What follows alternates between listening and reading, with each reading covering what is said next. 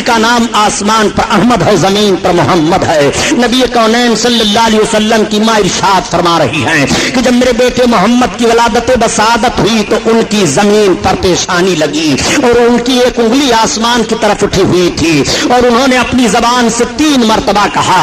پہلی بار تو کہا اللہ اکبر اور دوسری بار کہا الحمدللہ کثیرا اور تیسری بار میرے بچے نے کہا اللہم رب حب لی امتی. آقا کریم صلی اللہ علیہ وسلم ہم گنہگاروں کو پیدا ہوتے ہی یاد فرما رہے ہیں. اعلیٰ حضرت عظیم البرکت اسی طرف اشارہ فرماتے ہیں کہ پہلے سجدے پہ روزے ازل سے درود،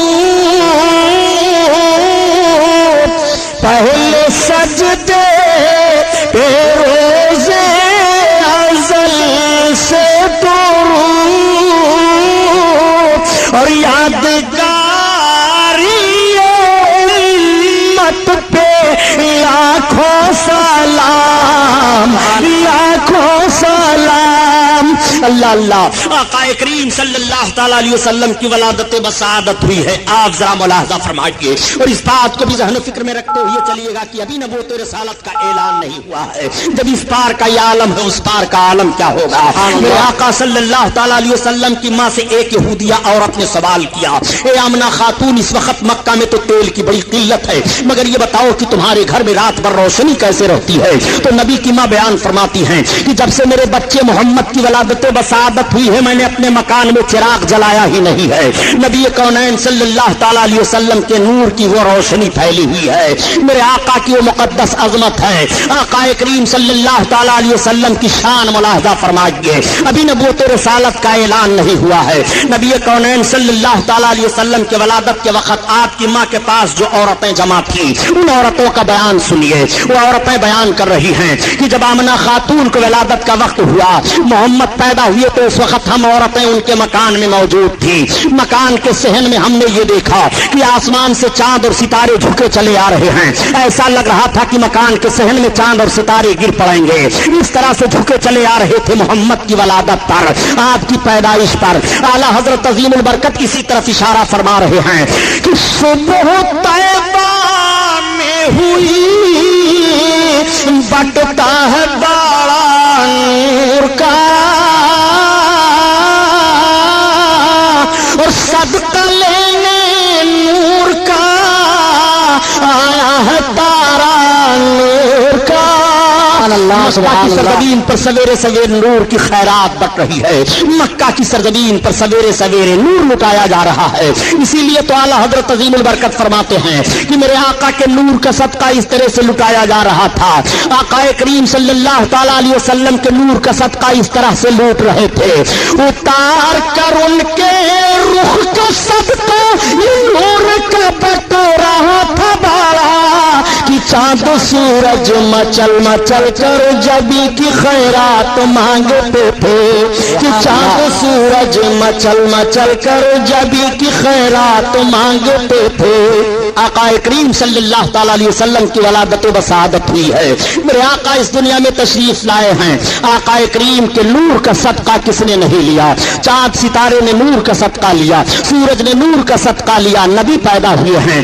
آقا کریم اپنی ماں کی گود میں ہیں. تمام عورتیں زیارت کرنے کے لیے آ رہی ہیں اور عرض کرتی ہیں اے آمنہ خاتون تمہیں مبارک ہو، تمہاری گود میں جو بچہ آیا ہے یہ تو ختنہ شدہ پیدا ہوئے ہیں، ان کے ختنہ کی ضرورت ہی نہیں ہے. میرے آقا صلی اللہ علیہ وسلم کے حسن کی زیارت تمام قبیلے کے لوگ کر رہے ہیں. پورے مکہ کے گھر گھر میں سرکار کی ولادت کی خبر پھیل گئی ہے. ساری عورتیں سارے مرد دیکھنے کے لیے آ رہے ہیں. حضرت آمنہ خاتون کا گھر زیارت گاہ بنا ہوا ہے. ایسی بھیڑ ہو رہی ہے کہ دیکھنے کے بعد سارے لوگ یہی بیان دے رہے ہیں کہ اتنا عظیم الشان بچہ مکہ کی سرزمین پر کسی قبیلہ میں کسی خاندان میں پیدا نہیں ہوا.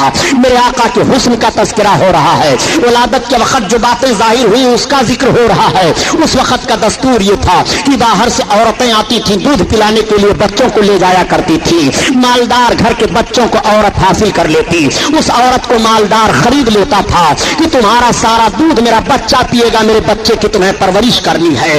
इस नौइयत के तहत मक्का की सरजमीन से 12 घाटियों के उस पार एक आबादी थी, कबीले साद की आबादी, जहां के लोग गुर्बत और अफलास के मारे हुए थे, कहत साली के शिकार हुआ करते थे, उनमें बीमारियां फैली हुई थी, वो बहुत परेशान थे। 10 औरतें तैयार हुई कि चलो मक्का में मालदार घरों पर बच्चों की पैदाइश हुई है, वहां से बच्चे ले आए जाएं और दूध पिला करके खिदमत की जाए, इनाम और इकराम मिलेंगे, उजरत हासिल होगी। उन्हीं 10 औरतों में हजरत हलीमा सादिया भी हैं। हजरत हलीमा सादिया ने कहा मैं जाने की ताकत नहीं रख रही हूँ। औरतों ने कहा हलीमा तुम्हें चलना पड़ेगा। हलीमा ने कहा देखो आज कई रोज की मैं भूखी हूँ, पानी पर गुजारा कर रही हूँ, मेरी सवारी का जानवर भी बड़ा कमजोर हो चुका है। औरतों ने कहा नहीं हलीमा तुम्हें चलना पड़ेगा। हजरत हलीमा को भी औरतों ने तैयार कर लिया। अब हलीमा से सवारी पर सवार होकर के चली हैं, मगर काफिला की औरतों की सवारियां ताकतवर थी, वो आगे निकल जाती हैं, हलीमा की सवारी पीछे रह जाती है। रास्ते में 7 जगहों पर हलीमा की सवारी कमजोरी की बुनियाद पर बैठ जाती है। तमाम औरतों तो मक्का में पहुंच करके मालदार घरों पर जाकर के बच्चों को हासिल कर लेती हैं, मगर हलीमा देर में पहुंची। हलीमा जब पहुंची, पहुंचने के बाद एक दो घरों का जायजा लेती हैं, पता ये चला कि बच्चे खाली नहीं हैं। हलीमा फिर दूसरे घर पर जाती हैं, पता चला यहाँ पर भी कोई बच्चा नहीं है। कई घरों का जायजा लेने के बाद हलीमा मायूस हो जाती हैं। तब तक साथ में आने वाली एक औरत मिल गई। हलीमा से पूछा हलीमा तुम्हें कोई बच्चा मिला कि नहीं मिला? हलीमा ने कहा मुझे कोई बच्चा नहीं मिला। उस औरत ने कहा हलीमा सुनो, वो देखो जो सामने हवेली दिखाई दे रही है, वो सरदार कुरैश अब्दुल मुत्तलिब की बड़ी हवेली है, उसमें एक मकान है, वहां पर चली चलो। ए हलीमा वहां एक ऐसा बच्चा है, वो बच्चा यतीम है। उस औरत ने तो यही कहा, मगर उसे क्या मालूम कि वो यतीमों को सहारा देने वाले हैं, वो यतीमों के गमखार हैं, वो यतीमों के चारा जो हैं। आक़ाए करीम सल्लल्लाहु तआला अलैहि वसल्लम का पता वो औरत हलीमा को बता रही है। उस औरत ने कहा ए हलीमा अगर मुझे कोई बच्चा न मिला होता तो मैं उसी बच्चा को लेती। हलीमा ने कहा मैंने भी कई घरों पर उनका जिक्र सुना है, चलो मुझे ले चलो। हलीमा सादिया को औरत सरदार कुरैश हजरत अब्दुल मुत्तलिब के पास ले जाती है, और जब आप अब्दुल मुत्तलिब के पास पहुंची और अपना मद्दुआ बयान करती हैं तो हजरत अब्दुल मुत्तलिब ने हजरत हलीमा को हजरत आमना खातून के पास पहुंचा दिया। अब आप हजरत आमना खातून के पास पहुंचकर अपने अंदाज से सलाम अर्ज करती हैं और अर्ज करती हैं ए बहन आमना खातून, मैंने सुना है कि आपकी गोद में बड़े हसीन और जमील हैं, आए हुए हैं, मैं उनकी खिदमत के लिए तैयार हूं। मैं कबीले साथ की गरीब औरत हूं, मुफलिस और कल्लाश हूं, मैं इसलिए आई हूं ताकि आपके बच्चे की खिदमत करूं, हमें मुनासिब उजरत मिल जाए। हजरत आमना खातून की आंखें आंसुओं से भर जाती हैं, आंसू टपकने लगे। हजरत हलीमा ने कहा बहन रोने का सबब क्या है? हजरत आमना खातून फरमाती है ए हलीमा जिस मकसद से तुम आई हो तुम्हारा मकसद नहीं हल हो पाएगा। तुम इनाम इकराम और उजरत की लालच में आई हो, मगर तुम्हें ज्यादा उजरत और ज्यादा इनाम ना मिल पाएगा। इसलिए ए हलीमा इनकी पैदाइश से पहले पहले इनके बाप का इंतकाल हो चुका है। हजरत हलीमा ने कहा ए बहन अब हमें इनाम और उजरत की लालच नहीं रह गई है, मैंने आपके शहजादे की बड़ी तारीफें सुन ली हैं, मैं चाहती हूं कि आपके शहजादे मुझे मिल जाएं और मैं दूध पिला करके उनकी खिदमत अंजाम दे लूं। मेरे आका उस वक्त सो रहे थे। हजरत हलीमा सादिया ने अर्ज किया बहन ये तो बताओ कि शहजादे गिरामी वकार हैं कहां? आकाए करीम के जिस्म अतहर पर एक चादर शरीफ डाल दी गई है।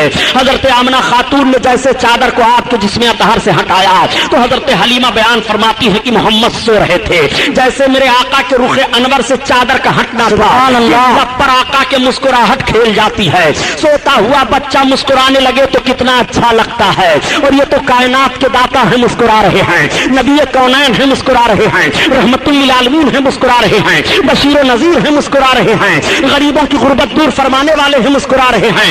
हजरत हलीमा फरमाती है कि मोहम्मद के लब पर मुस्कुराहट खेल गई, मैंने दौड़ करके उनको उठा लिया और उनके रुखसारे नबूवत का बोसा लिया। आला हजरत अजीमुल बरकत इसीलिए बयान फरमाते हैं पतली गूले कुद्स की पत्तियां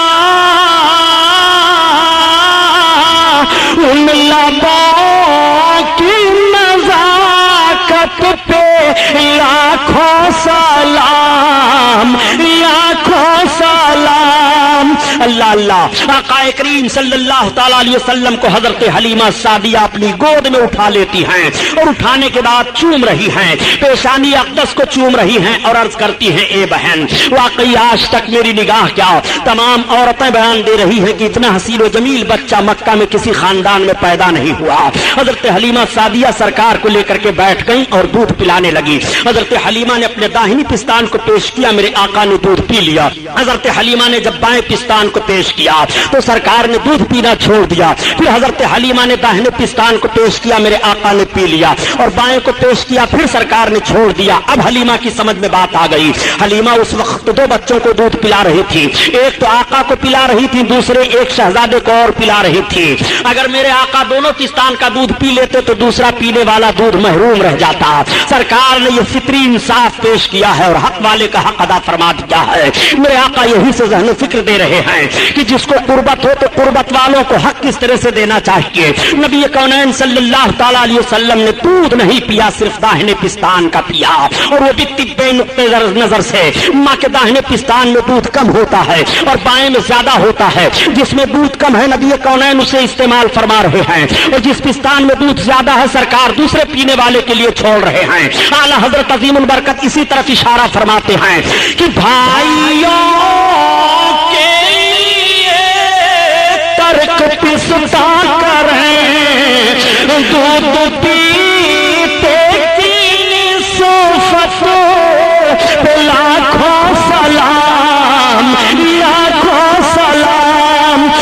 اسلامیہ کیسٹ کمپنی مالیگاؤں کی جانب سے عقائد و اعمال کو سنوارنے والی بہترین کیسٹیں مولانا سید شاہ تراب الحق قادری صاحب کی تقریریں، مقام مصطفیٰ اور ترجمہ قرآن، جنگ بدر، بیماریوں کا قرآنی علاج، تقلید اور مذہب حنفی، نماز کے مسائل، روزہ کے مسائل، وضو پاکی اور زکوٰۃ کے مسائل، مولانا عبد المصطفیٰ حشمتی صاحب کی تقریریں، وطن کے غدار کون، کیوں نہیں ہوتے مسلمان ایک، باطل کی پہچان۔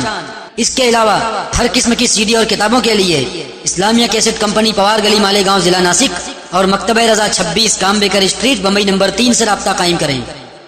بھائیوں کے لیے ترک پستا کریں، دودھ پیتے کی صفت پہ لاکھوں سلام، لاکھوں سلام۔ اللہ اللہ، حضرت حلیمہ سعدیہ سرکار کو اپنی گود میں لے کر کے بیٹھی ہوئی باتیں کر رہی ہیں۔ نبی کی ماں ارشاد فرماتی ہیں اے حلیمہ سنو، یہ میرا بچہ عام بچوں کی طرح سے نہیں ہے۔ حلیمہ سنو، جب میرے بچے کی ولادت ہوئی ہے تو جس طرح ماؤں کو تکلیف ہوتی ہے بچوں کی پیدائش پر، مجھے تکلیف کا کچھ احساس نہیں ہوا۔ نبی کی ماں بیان فرماتی ہیں اے حلیمہ، میرا بچہ جب پیدا ہوا اور ان کے دادا جان جب لے کر کے کعبہ کی طرف گئے ہیں تو کعبہ جھک گیا ہے۔ اے حلیمہ، جب میرا بچہ پیدا ہوا تو میرے مکان کے صحن میں آسمان سے چاند اور ستارے جھکے چلے آ رہے تھے۔ میرا بچہ عام بچوں کی طرح سے نہیں ہے۔ حلیمہ سے حضرت آمنہ خاتون بیان فرماتی ہیں اے حلیمہ، جب میرے بچے کی ولادت ہوئی تو اچانک میرا بچہ میری گود سے غائب ہو گیا، ایک بادل کا ٹکڑا آیا اور اس میں میرا بچہ چلا گیا۔ تھوڑی دیر کے بعد آواز آ رہی تھی، یہ امام الانبیاء ہیں، مشرق و مغرب کی سیر کرا دو، سارے عالم کو انہیں دکھا دو۔ اور اس کے تھوڑی دیر کے بعد وہ بادل کا ٹکڑا میری گود میں آ گیا، میرا بچہ میری گود میں آیا۔ حلیمہ، میرا بچہ عام بچوں کی طرح سے نہیں ہے۔ نبی کی ماں بیان فرماتی چلی جا رہی ہیں، حلیمہ کی محبت بڑھتی چلی جا رہی ہے۔ حلیمہ نے کہا اے آمنہ خاتون، میں نے مان لیا کہ آپ کا بچہ عام بچوں کی طرح سے نہیں ہے، یہ بچہ کوئی عظیم انسان ہے۔ اے آمنہ، اب ہمارے ساتھ کی عورتیں جانے کی تیاری کر رہی ہیں، ہمیں بھی اجازت دو۔ نبی کونین صلی اللہ تعالی علیہ وسلم کی ماں آقا کو اپنی گود میں لیتی ہیں اور لینے کے بعد پیار کرتی ہیں، اور اس کے بعد حضرت حلیمہ خاتون کی گود میں بھیگی پلکوں کی چھاؤں میں دے دیا۔ حضرت آمنہ خاتون کی آنکھوں سے آنسو ٹپک رہے ہیں محبت کے۔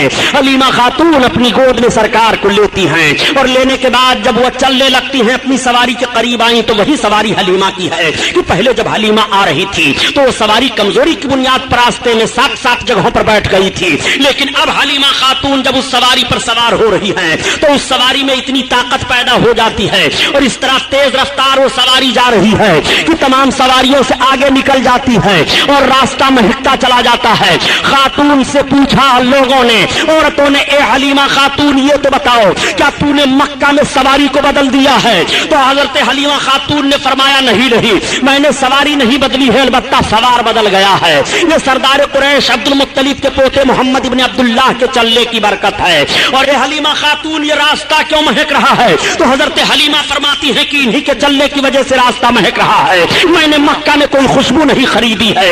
اعلیٰ حضرت عظیم البرکت اسی طرف اشارہ فرما رہے ہیں کہ ان کی مہک نے دل کے غنچے کھلا دیے ہیں، ان کی مہک نے دل کے غنچے کھلا دیے ہیں، جس راہ چل گئے ہیں کوچے بسا دیے ہیں، کوچے بسا دیے ہیں۔ حضرت حلیمہ سعدیہ سرکار کو لے کر کے چل رہی ہیں اور 12 پہاڑیوں کو گزر کر کے حضرت حلیمہ سعدیہ اپنی آبادی کے قریب پہنچ رہی ہیں، مگر ان 12 پہاڑیوں کا بھی نقشہ ملاحظہ فرمائیے۔ حضرت حلیمہ سعدیہ جس پہاڑی سے بھی گزر رہی ہیں، اگر پہاڑ کے اوپر کوئی سوکھا درخت ہے تو ہرا ہو جاتا ہے، اگر پہاڑیوں کے درمیان ان جھاڑیوں میں جانور چر چگ رہے ہیں تو حلیمہ کی سواری دیکھنے کے بعد وہ سارے جانور سامنے سے ہٹ جایا کرتے تھے اور حلیمہ کی سواری کو دیکھا کرتے تھے، گویا وہ جانور بھی سمجھ رہے ہیں کہ نبی کونین جا رہے ہیں، ان کی زیارت کر لو، رحمت للعالمین جا رہے ہیں، ان کی زیارت کر لو، آقا کریم سوار ہو کر کے جا رہے ہیں، آگے سے ہٹ جاؤ۔ آقا کریم صلی اللہ تعالی علیہ وسلم کو لے کر کے جب حضرت حلیمہ سعدیہ اپنی آبادی میں پہنچی ہیں تو ان کی پوری آبادی مہکنے لگی ہے۔ آبادی کے لوگ قحط سالی کے شکار ہو گئے تھے، مگر بارش ہو جاتی ہے اور پوری آبادی پانی سے سیراب ہو جاتی ہے، تمام درخت لہلہانے لگتے ہیں اور تمام درختوں میں پھل آ جاتے ہیں۔ حضرت حلیمہ خاتون اپنے شوہر سے کہتی ہیں کہ جانوروں کا دودھ نکالو، اور جب وہ جانوروں کا دودھ نکالتے ہیں تو سارے جانوروں کے تھن خشک ہو گئے تھے، مگر سارے جانوروں کے تھن دودھ سے بھرے ہوئے ہیں۔ وہ دودھ نکالتے ہیں تو ان کے گھر کا سارا برتن دودھ سے بھر جاتا ہے۔ لوگوں نے پوچھا اے حلیمہ یہ تیرے جانور اتنا دودھ کیسے دے رہے ہیں؟ تو حلیمہ نے کہا میرے ہی جانور نہیں بلکہ آبادی کے سارے جانوروں کو دیکھو، اب سارے لوگ دیکھ رہے ہیں تو سارے جانوروں کے تھن دودھ سے بھرے ہوئے ہیں۔ حلیمہ نے کہا یہ سردار قریش عبد المطلب کے پوتے محمد بن عبداللہ کے آنے کی برکت ہے، اب سارے لوگ سرکار کی زیارت کر رہے ہیں اور کہہ رہے ہیں اے حلیمہ آج تک ہماری آبادی میں اتنا عظیم الشان بچہ نہیں آیا، اتنا حسین و جمیل بچہ نہیں آیا، اتنا خوبصورت بچہ نہیں آیا، حلیمہ تم بہت برکت والا بچہ لے کر کے آئی ہو۔ سارے لوگ حلیمہ کو مبارکباد پیش کر رہے ہیں اور کہہ رہے ہیں اے حلیمہ واقعی تو مبارکباد کے لائق ہے کہ سردار قریش کا یہ پوتا تو لے کر کے آئی ہے، واقعی ان جیسا حسین و جمیل ہماری نگاہوں نے آج تک نہیں دیکھا، انہی کے آنے کی وجہ سے بارش ہوئی ہے، انہی کے آنے کی وجہ سے ہماری آبادی مہک رہی ہے، انہی کے آنے کی وجہ سے جانوروں کے تھن دودھ سے بھر گئے ہیں۔ حضرت حلیمہ سعدیہ جب سے سرکار کو لے کر کے اپنی آبادی میں پہنچی ہیں، اس آبادی کے جانوروں کو بڑے بڑے شیر چیتے جانوروں کو اٹھا لے جاتے تھے، لیکن اب آج کی تاریخ سے کوئی جانور کسی جانور کو نہیں ستا رہا ہے، بلکہ دیکھا جا رہا ہے کہ شیر اور بکری ایک درخت کے نیچے پائے جا رہے ہیں، نہ تو بکری شیر کے خوف سے بھاگ رہی ہے اور نہ تو شیر بکری پر حملہ کر رہا ہے۔ آقا کریم صلی اللہ علیہ وسلم کی عظمت ملاحظہ فرماتے چلیے، حلیمہ سعدیہ کا گھر بھیڑ لگ گئی ہے، سارے لوگ دیکھنے کے لیے آ رہے ہیں اور کہہ رہے ہیں اے حلیمہ آج تک ہماری نگاہ نے اتنا خوبصورت بچہ نہیں دیکھا، اور اپنے گودوں میں بچوں کو لاتی اور کہتی ہے حلیمہ ان کا ہاتھ میرے بچے کے سر پر رکھ دو۔ تو حضرت حلیمہ خاتون آقا کریم صلی اللہ علیہ وسلم کا دست نبوت ان بچوں کے سر پر رکھ دیا کرتی تھی۔ میرے آقا صلی اللہ تعالی علیہ وسلم کے پاس جو بچہ لایا جاتا وہ نظر بد کا کبھی شکار نہیں ہوتا تھا، سارے بچوں کی بیماریاں دور ہو گئیں، اور اپنے پیالوں میں پانی بھر بھر کر کے لاتی اور کہتی اے حلیمہ تو برکت والا جو بچہ لے کر کے آئی ہے ان کا ہاتھ اس پانی میں پیالے کے ڈال دے۔ حضرت حلیمہ سعدیہ سرکار کے دستے مبارک کو اس پانی میں پیالے کے ڈال دیا کرتی تھی، لوگ لے جاتے اور اس پیالے کے پانی کو پلاتے بیماروں کو تو بیمار اچھے ہو جایا کرتے تھے، اور جانوروں پر چھڑکتے تو جانوروں کے دودھ زیادہ ہو جایا کرتے تھے۔ حلیمہ سعدیہ اس طرح سے عاجز ہو گئی اور پریشان ہو گئی، ایک بھیڑ لگی رہتی تھی پیالے میں پانی لے لے کر کے لوگوں کی، تو حلیمہ کی سمجھ میں ایک بات آئی کہ اس طرح سے بھیڑ پر میں قابو نہ پا سکوں گی، تمام پیالیاں چھوٹ جا رہی ہیں۔ حلیمہ سعدیہ نے اپنے دروازے پر ایک حوض کھود دیا اور اس حوض کو پانی سے بھر دیا اور اس میں سرکار کا پاؤں شریف ڈال دیا اور اعلان کر دیا کہ اب جس کو محمد کے پاؤں کا دھومن لے کر کے جانا ہو وہ اسی حوض سے لے کر کے جایا کرے۔ اعلیٰ حضرت عظیم البرکت اسی طرف اشارہ فرما رہے ہیں کہ جس کے تلووں کا دھوون ہے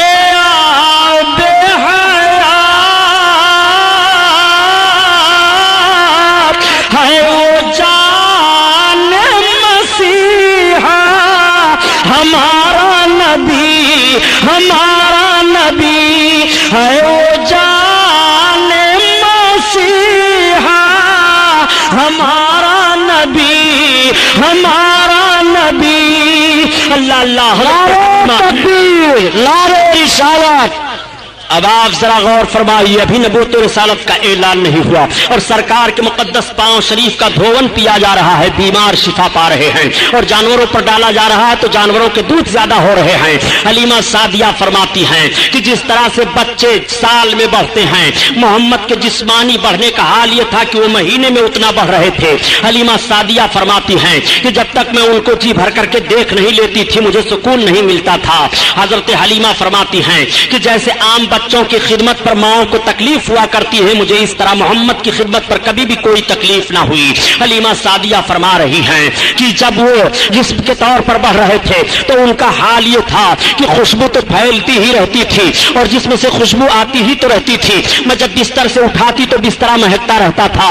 عورتیں آنے کے بعد کہتی ہیں اے حلیمہ، اے سعدیہ، یہ تو کتنا مبارک اور خوشبودار بچہ لے کر کے آئی ہے کہ جس جگہ یہ لیٹے وہ جگہ مہک جاتی ہے، جس مکان میں یہ رہے وہ مکان مہک جاتا ہے۔ حضرت حلیمہ سعدیہ آقا کریم صلی اللہ تعالی علیہ وسلم کو ایک روز دودھ پلاتی ہیں اور دودھ پلانے کے بعد رات کی تاریکی ہے، چاند نکلا ہے، چاندنی پھیلی ہے، سلا دیتی ہیں۔ آج بھی ماؤں کی عادت ہوتی ہے کہ مائیں جب اپنے بچوں کو دودھ پلاتی ہیں اور دودھ پلانے کے بعد سلا دیتی ہیں تو دیکھ لیتی ہیں کہ میرا بچہ سو رہا ہے کہ جاگ رہا ہے۔ اگر بچہ سو جاتا ہے تو ماں مطمئن ہو جاتی ہے، اور اگر بچہ جاگتا ہوتا ہے تو ماں اپنے بچے کو تھپکیاں دے دے کر کے سلانے کی کوشش کرتی ہے۔ ٹھیک حضرت حلیمہ سعدیہ نے سرکار کو دودھ پلایا اور دودھ پلانے کے بعد سلا دیا۔ اب حضرت حلیمہ کہہ رہی ہے کہ میں نے غور کیا کہ لاؤ دیکھو محمد سو رہے ہیں کہ جاگ رہے ہیں، تو حلیمہ کہتی ہیں جیسے میری نگاہ پڑی تو میں نے دیکھا کہ ان کی ایک انگلی داہنی طرف جا رہی ہے اور کبھی بائیں طرف جا رہی ہے اور کبھی سرہانے کی طرف جا رہی ہے اور کبھی پائنتی کی جانب جا رہی ہے۔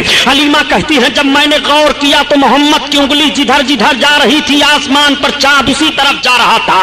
اگر وہ اپنی انگلی داہنی طرف لے جا رہے ہیں تو چاند داہنی طرف جا رہا ہے، اگر انگلی کو سرہانے کی طرف لے جا رہے ہیں تو چاند سرہانے کی طرف جا رہا ہے، اگر انگلی کو پائنتی کی جانب لے جا رہے ہیں تو چاند پائنتی کی جانب جا رہا ہے۔ جدھر جدھر ان کی انگلی گھوم رہی ہے آسمان پر چاند اسی طرف گھوم رہا ہے۔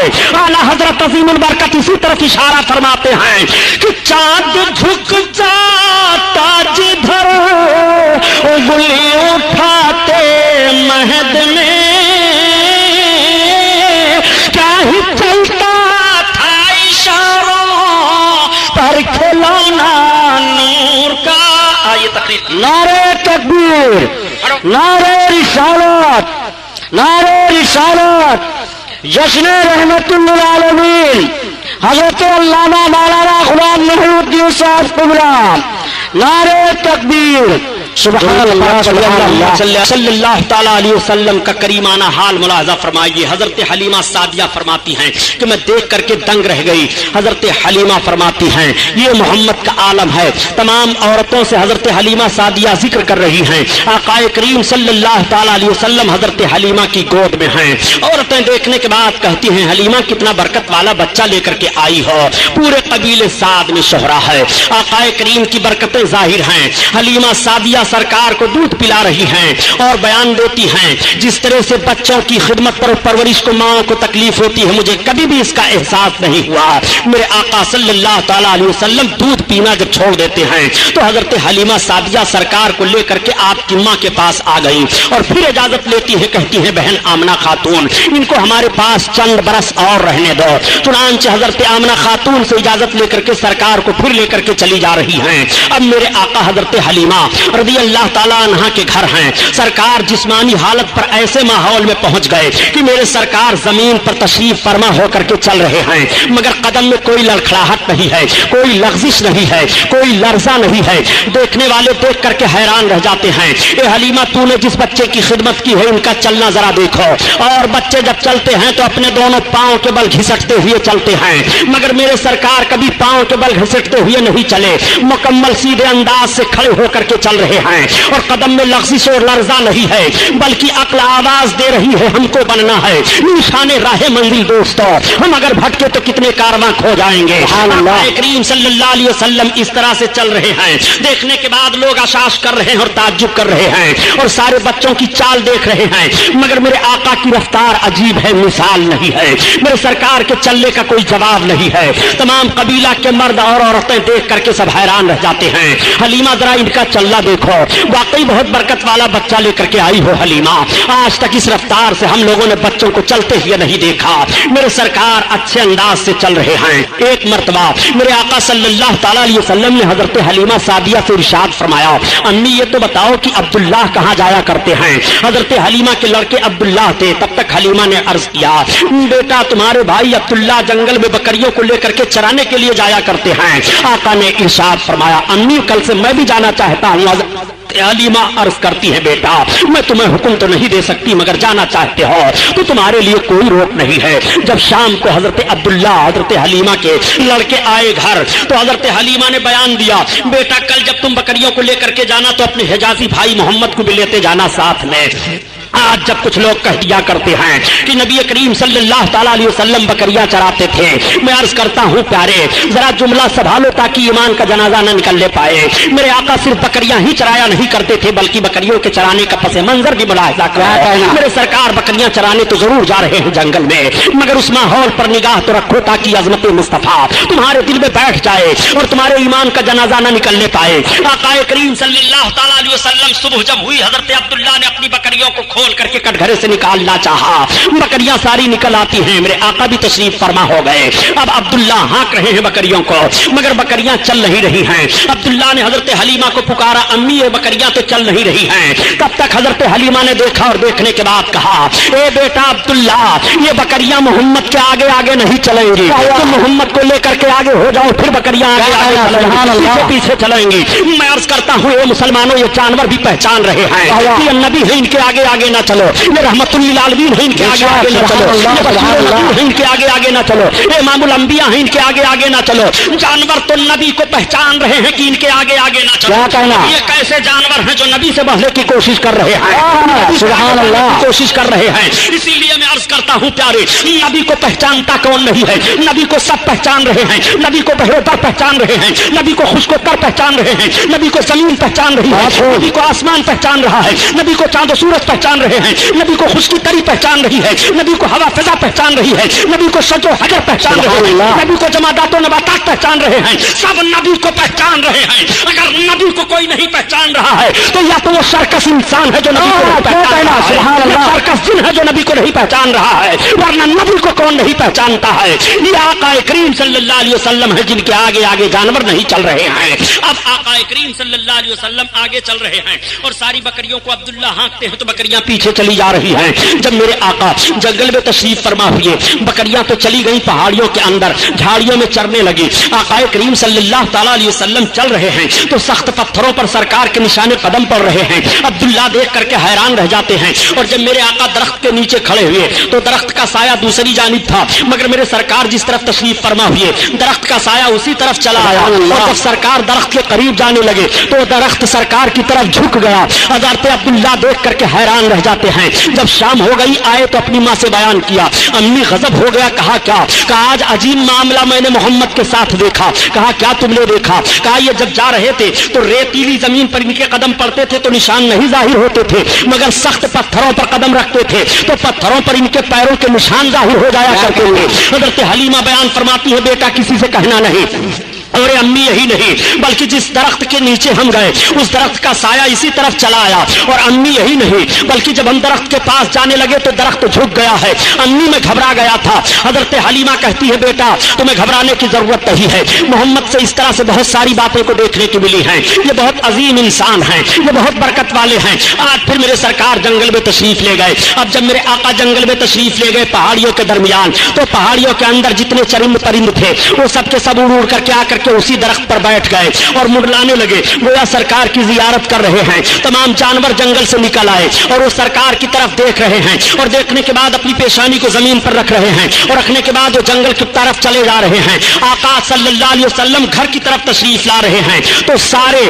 بکریاں چلی آ رہی ہیں، بکریوں کو ہانکنے کی ضرورت نہیں پڑ رہی ہے۔ حضرت حلیمہ کی بکریاں کٹگھرے میں پہنچ جاتی ہیں، کوئی ایک بکری بھی ضائع نہیں ہوتی ہے، اور پورے خاندان میں، پوری آبادی میں جب سے میرے آقا تشریف لے گئے تھے، کسی بکری کو کوئی جانور کسی دن نقصان نہیں پہنچایا تھا۔ موسمی بخار میرے سرکار کو ہو گیا۔ جب یہ باتیں بیان کی جاتی ہیں تو مخالف گروپ کے لوگ کبھی کہہ دیا کرتے ہیں کہ نبی کی فضیلت میں یہ حدیث شریف تو ضعیف ہے، یہ حدیث شریف تو ضعیف ہے، یہ حدیث تو ضعیف ہے۔ میں کہتا ہوں جب فضائل نبی کی بات آئے تو تمہیں حدیث ضعیف دکھائی دے رہی ہے، آخر کن حدیثوں کو تم قوی تسلیم کرتے ہوئے نبی کریم صلی اللہ علیہ وسلم کی فضیلت کو تسلیم کرو گے؟ یہ مصطفیٰ کی عظمت کا بیان ہے، اس میں ضعیف حدیث اور قوی حدیث کا معاملہ نہیں ہے۔ اپنے آقا کی عظمت سماعت فرماتے چلو۔ نبی کونین صلی اللہ تعالیٰ علیہ وسلم کو موسمی بخار ہوا، میرے سرکار 3 دن جنگل میں تشریف نہیں لے گئے، تب تک حلیمہ کے لڑکے روتے چلاتے ہوئے آئے اور عرض کرتے ہیں ارے امی جان، آج تو سب سے زیادہ دودھ دینے والی بکری کو جنگل کا شیر اٹھا لے گیا ہے۔ حلیمہ رونے لگی،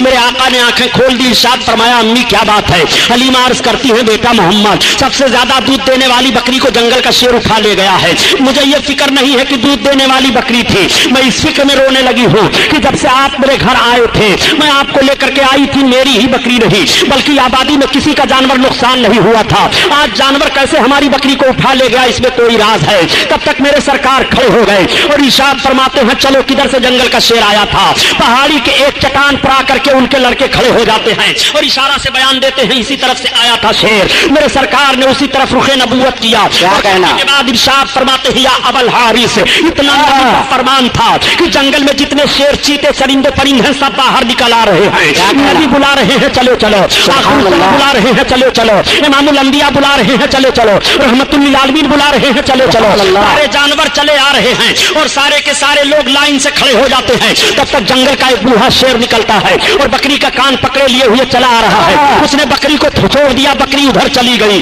حضرت حلیمہ سرکار کا چہرہ دیکھ رہی ہیں، میرے آقا نے جانوروں سے ارشاد فرمایا میری بکری کیوں اٹھا لے گئے تھے؟ تو حلیمہ کہہ رہی ہیں کہ محمد کی بولی تو میں سمجھ رہی تھی مگر جانور کیا بول رہے تھے اس کو میں نہ سمجھ پائی۔ حلیمہ نے دامن تھاما، عرض کیا بیٹا جانور تم سے کیسی باتیں کر رہے تھے؟ تو آقا ارشاد فرماتے ہیں اے امی جب میں نے ان جانوروں سے پوچھا کہ میری بکری کیوں اٹھا لے گئے تھے تو ان جانوروں نے یہی جواب دیا کہ آج 3 دن کا عرصہ گزر گیا تھا، آپ آئے نہیں تھے، آپ کا چہرہ دیکھنے کو نہیں ملا تھا۔ تو سارے جانوروں نے مشورہ کیا کہ حلیمہ کی بکری اٹھا لاؤ، چھڑانے کے لیے آپ ہی آ جائیں گے اور آپ ہی کی زیارت نصیب ہو جائے گی، اس لیے کام کیا گیا۔ جانور ہیں جو نبی کا چہرہ دیکھنے کے لیے ترس رہے ہیں اور جنگل کے جانور سرکار کا چہرہ دیکھنے کے لیے نکل آ رہے ہیں۔ یہی وجہ ہے کہ حلیمہ کے گھر جب تک میرے آقا ہیں، آبادی کے لوگ جب جاتے سویرے تو سرکار کا مقدس چہرہ دیکھ کر جاتے اور حلیمہ سے کہتے اے حلیمہ محمد کا چہرہ ہمیں دکھا دیا کرو، جب ان کا چہرہ ہم دیکھ کر کے جایا کرتے ہیں تو ہمارا دل بھلائی سے گزر جایا کرتا ہے۔ اے حلیمہ جب ہم ان کا چہرہ دیکھ کر کے جاتے ہیں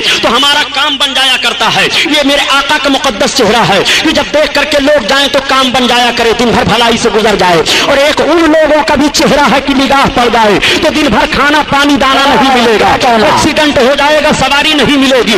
خدا کی قسم نبی کے چہرے کا حال تو یہ ہے کہ رب تعالیٰ رخ نبوت کی قسم یاد فرما رہا ہے، والضحیٰ واللیل اذا سبحان اللہ، تمہارے رخ روشن کی قسم ہے، تمہارے زلف معمبری کی قسم ہے، نبی آخر الزمان صلی اللہ علیہ وسلم کا وہ مقدس چہرہ ہے کہ جن کے چہرے کی قسم رب یاد فرما رہا ہے۔ آؤ جانور دیکھنے کے لیے ترس رہے ہیں، آؤ باتیں بتانے کی بات نہیں ہے پیارے بلکہ سمجھنے کی بات ہے۔ اعلان نبوت کے بعد کا ایک ماحول عرض کرتا چلوں تاکہ آپ کے ذہن میں بات نشین ہو جائے۔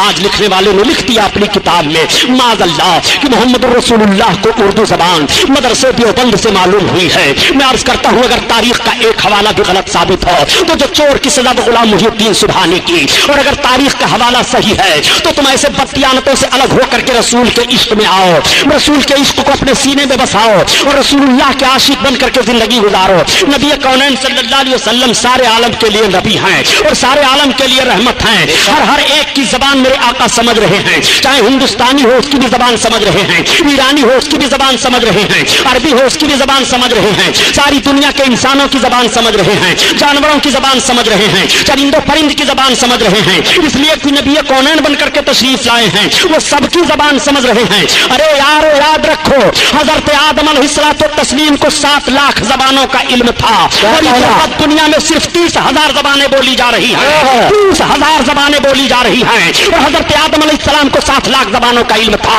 नबी कौनैन सल्लल्लाहु अलैहि वसल्लम तो इमामुल अंबिया हैं, नबी को अल्लाह ताला ने सारे उलूम अता फरमा दिए हैं। कोई ऐसी जबान नहीं है जिस जबान को मेरे आका ना जान रहे हों। आका करीम सल्लल्लाहु ताला अलैहि वसल्लम किस तरह जबानों को समझ रहे हैं। देखो मैंने ये दावा किया है, आज ये आका सल्लल्लाहु अलैहि वसल्लम जलवा अफरोज हैं, रिसालत नबुव्वत का ऐलान हो चुका है, कलमा की तबलीग हो रही है, मेरे सरकार तशरीफ ले जा रहे हैं। रास्ते में एक शिकारी एक हिरन को शिकार के लिए आ रहा है, हिरन की निगाह पड़ जाती है, जैसे रुखे नबुव्वत पर हिरन की निगाह पड़ी, हिरन रोने लगी, आंखों से आंसू बहने लगे। वो मेरे सरकार जो जानवरों का रोना भी न पसंद फरमाए, न गवारा हो इंसानों के रोने को आका कब गवारा करेंगे।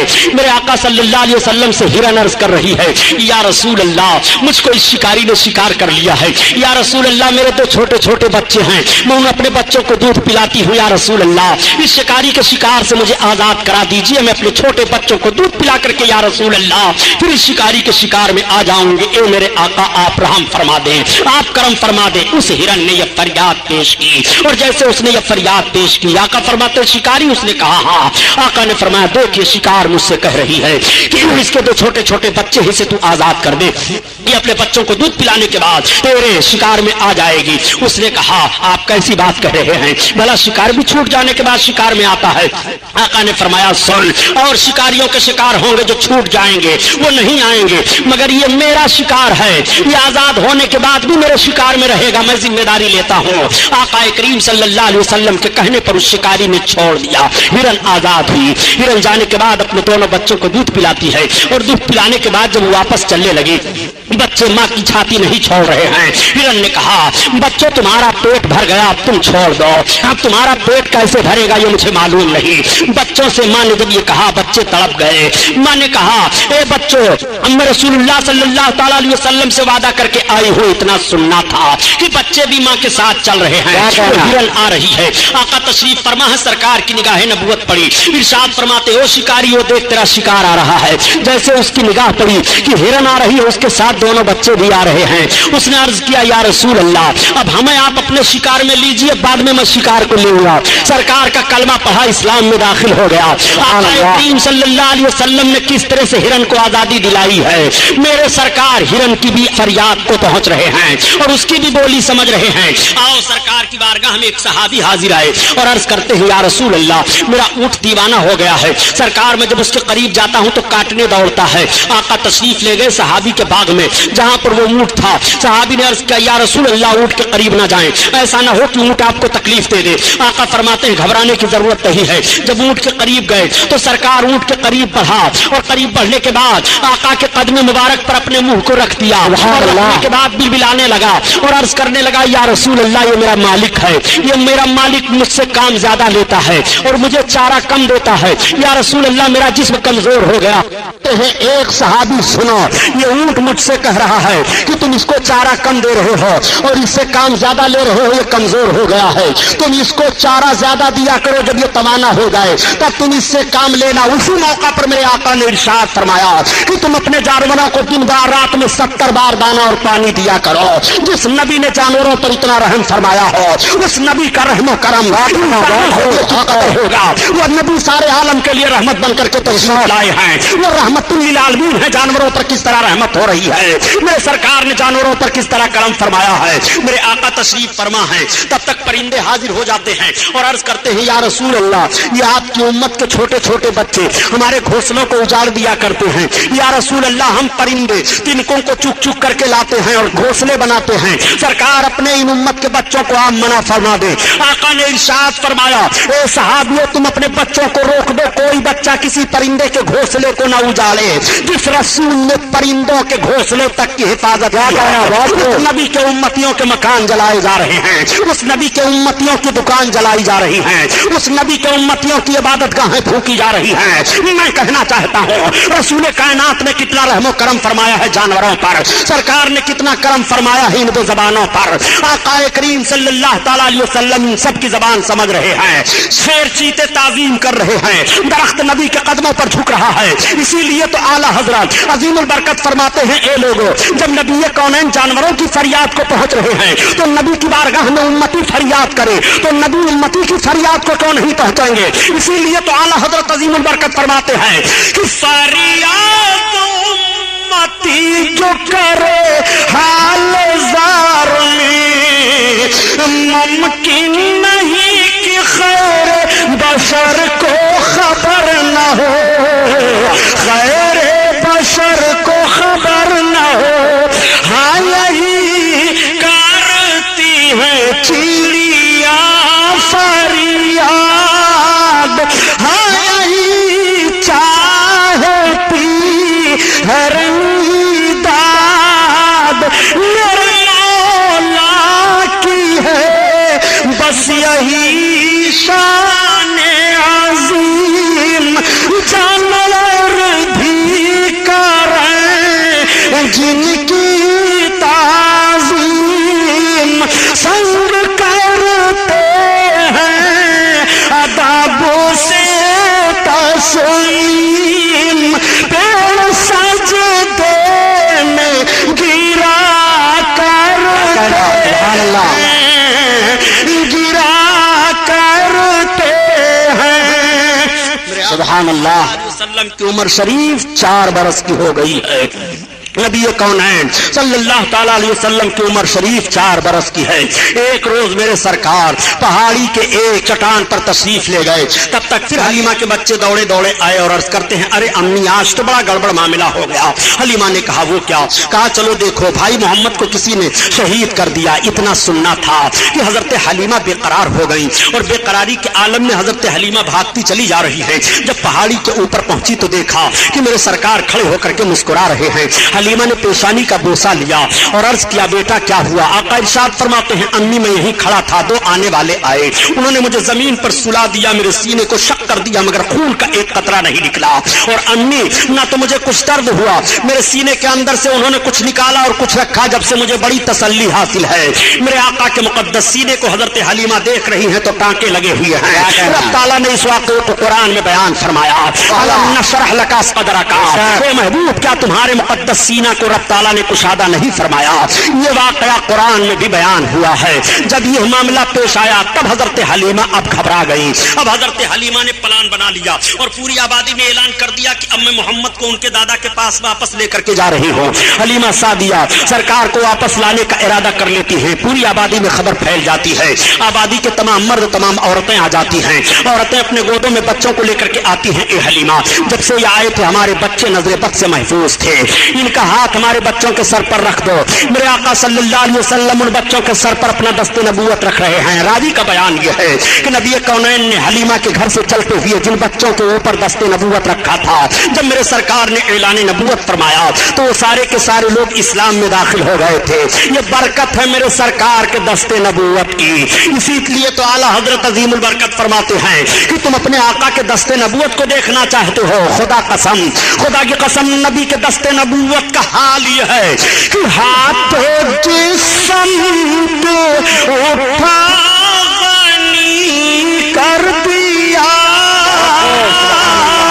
موج بہار سماعت پہ لاکھوں سلام، لاکھوں سلام۔ اللہ اللہ، آقا کریم صلی اللہ تعالیٰ علیہ وسلم کو لے کر کے حضرت حلیمہ سعدیہ اب مکمل تیاری کر لیتی ہیں۔ ساری آبادی کے لوگ آئے ہیں الوداع پیش کرنے کے لیے۔ آقا کو حلیمہ سعدیہ لے کر کے چل رہی ہیں، عورتیں بھیگ گئی ہیں روتے روتے، ان کی پلکیں، مردوں کی پلکیں بھیگ گئی ہیں روتے روتے۔ اے حلیمہ برکت والا بچہ تم لے کر جا رہی ہو۔ حلیمہ ہماری آبادی کتنی خوشحال تھی، حلیمہ ہم کسی مصیبت پریشانی میں نہیں تھے، حلیمہ جب سے یہ آئے تھے ہم نے بیماری کا منہ نہیں دیکھا تھا، حلیمہ ان کو تم لے کر کے جا رہی ہو۔ حلیمہ سعدیہ اب اپنی آبادی سے سرکار کو لے کر کے چلی ہیں، حلیمہ چلتی چلی آ رہی ہیں۔ ایک منزل پر ایسی جگہ حضرت حلیمہ پہنچی کہ پہاڑی کے درمیان ایک کنواں تھا، اس کنویں پر ایک عورت زارو قطار رو رہی تھی، تب تک حلیمہ سعدیہ پہنچ گئی۔ حضرت حلیمہ کو عورت دیکھتی ہے تو بڑھ کر کے لپٹ جاتی ہے اور عرض کرتی ہے، اے آنے والی خاتون تم کون ہو؟ حضرت حلیمہ نے پوچھا پہلے وہ تم بتاؤ تمہارے آنسو کیوں گر رہے ہیں، تم زارو قطار رو کیوں رہی ہو؟ اس نے کہا بہن کنویں کے اندر دیکھو देखो अभी पानी हचकोले खा रहा है। ए बहन, मैं भी सामने वाली आबादी में जा रही थी। ए बहन, मामला यह है कि मेरी गोद में मेरा अकलौता बच्चा था, वो प्यासा था, प्यास से उसकी जबान बाहर आ रही थी। कुएं को देख करके मैं कुएं के दरार पर खड़ी हुई, झांक करके देखने लगी कि पानी कैसे निकाल सकती हूँ। तब तक मेरा बच्चा मेरी गोद में उछला और अचानक मेरी गिरफ्त ढीली पड़ गई, मेरा बच्चा कुआं में चला गया। ए औरत, अगर मैं छलांग लगाती हूँ तो मेरी भी जान जाएगी, हाय मेरी मदद करो। हजरत हलीमा सादिया फरमाती हूँ तुम घबराओ नहीं, मेरा नाम हलीमा सादिया है। ये मेरे साथ जो चल रहे हैं मोहम्मद इब्न अब्दुल्ला, सरदार कुरैश अब्दुल मुत्तलिब के पोते हैं। तब तक हजरत हलीमा सरकार की तरफ देख कर अर्ज करती हैं कि बेटा क्या होगा, अभी नबूवत और रिसालत का ऐलान नहीं हुआ है, अपने आका मेरे सरकार कुएं के दरार पर खड़े हुए और खड़े होने के बाद पानी को देखते हैं, देखने के बाद लुआब पाक सरकार ने पानी में डाल दिया। मुकद्दस थूक पड़ना था कि कुआं का पानी उछाल मारता है, उछाल के साथ डूबा हुआ बच्चा भी वापस आ रहा है। औरत दौड़ करके कदम पर गिर पड़ती है और अर्ज करती है, ए हलीमा, तुम अपने साथ बच्चा लेकर चल रही हो कि कोई फरिश्ता लेकर चल रही हो? हलीमा ने कहा, तुमने यही एक वाकया देखा, तुम घबरा गई हो, ऐसे ना जाने कितने वाकयात मैंने देखे हैं, इन्हीं बुनियाद पर तो इनको इनके दादा के पास लेकर के जा रही हो। चुनांचे अर्ज करने का मतलब यह है प्यारे कि मेरे सरकार ने अपना लुआब शरीफ ही कुआं में क्यों डाला? वैसे ही सरकार फरमा देते बच्चा बाहर निकल आता। तो बयान किया जाता है कि उस कुएं का पानी खारी था, मेरे सरकार का लुआब शरीफ पड़ गया तो कुएं का पानी मीठा हो गया। ऐसा मीठा हुआ कि कोई पानी उसके मिसाल में नहीं है। मेरे सरकार ने मदीना शरीफ के कुएं में लुआब शरीफ डाला था, उस वक्त भी पानी मीठा हो गया था। आला हजरत अजीमुल बरकत इसीलिए फरमाते हैं कि नबी का मुकद्दस थूक है कि अगर पानी में पड़ जाए, पानी खारी हो तो मीठा हो जा रहा है, उस पानी को पी लो तो सेहतमंद हो जाओ, उस पानी को पियो तो प्यास दूर हो जाए, उस पानी का कोई मुकाबला नहीं कर सकता है। नबी का लुआब शरीफ पड़ा है, इसीलिए तो आला हजरत अजीमुल बरकत फरमाते हैं कि जिससे खारी कुएं शीरिए जा बने, उस ज़लाल हलावत पे लाखों सलाम, लाखों सलाम। अल्लाह अल्लाह, आक़ाए करीम सल्लल्लाहु तआला अलैहि वसल्लम को लेकर के अब हजरत हलीमा सादिया चली। जब मक्का शरीफ एक मंजिल रह गया तो हलीमा सादिया, धूप की शिद्दत थी, पहाड़ियों के पास झाड़ियां थी, वहां सरकार को ठहरा देती हैं और अपनी जरूरत से चली जाती हैं। मेरे आका मक्का शरीफ का रास्ता ले लेते हैं। अब हलीमा सादिया जो घूम करके आ रही हैं तो हलीमा ने देखा कि मोहम्मद वहां पर हैं ही नहीं।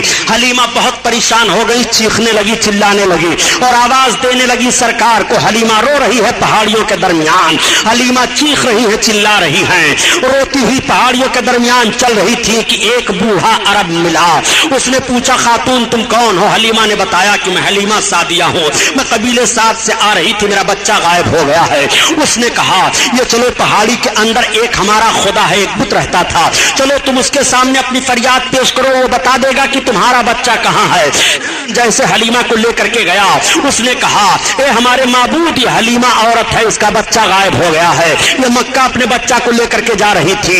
जैसे इतना सुनना था कि वो बुत थरथरा करके गिरा और उसके अंदर से आवाज आई, उनकी बात कर रहे हो कि जिनके नक्शे कदम पर चल करके गायब हुए लोग रास्ता पाएंगे, वो गायब होने वाले नहीं हैं, वो भटकने वाले नहीं हैं। हलीमा वहां से हट आई। अब ये इत्तला मक्का में भी पहुंच गई थी। मामला ये हुआ कि मेरे सरकार जब उस हाल झाड़ी से गए तो रवायतों में बात आती है कि अबू जहल आ रहा था। उस वक्त उसको अबू जहल नहीं कहा जाता था, बल्कि पूरे मक्का में वो अबुल हकम कहा जाता था।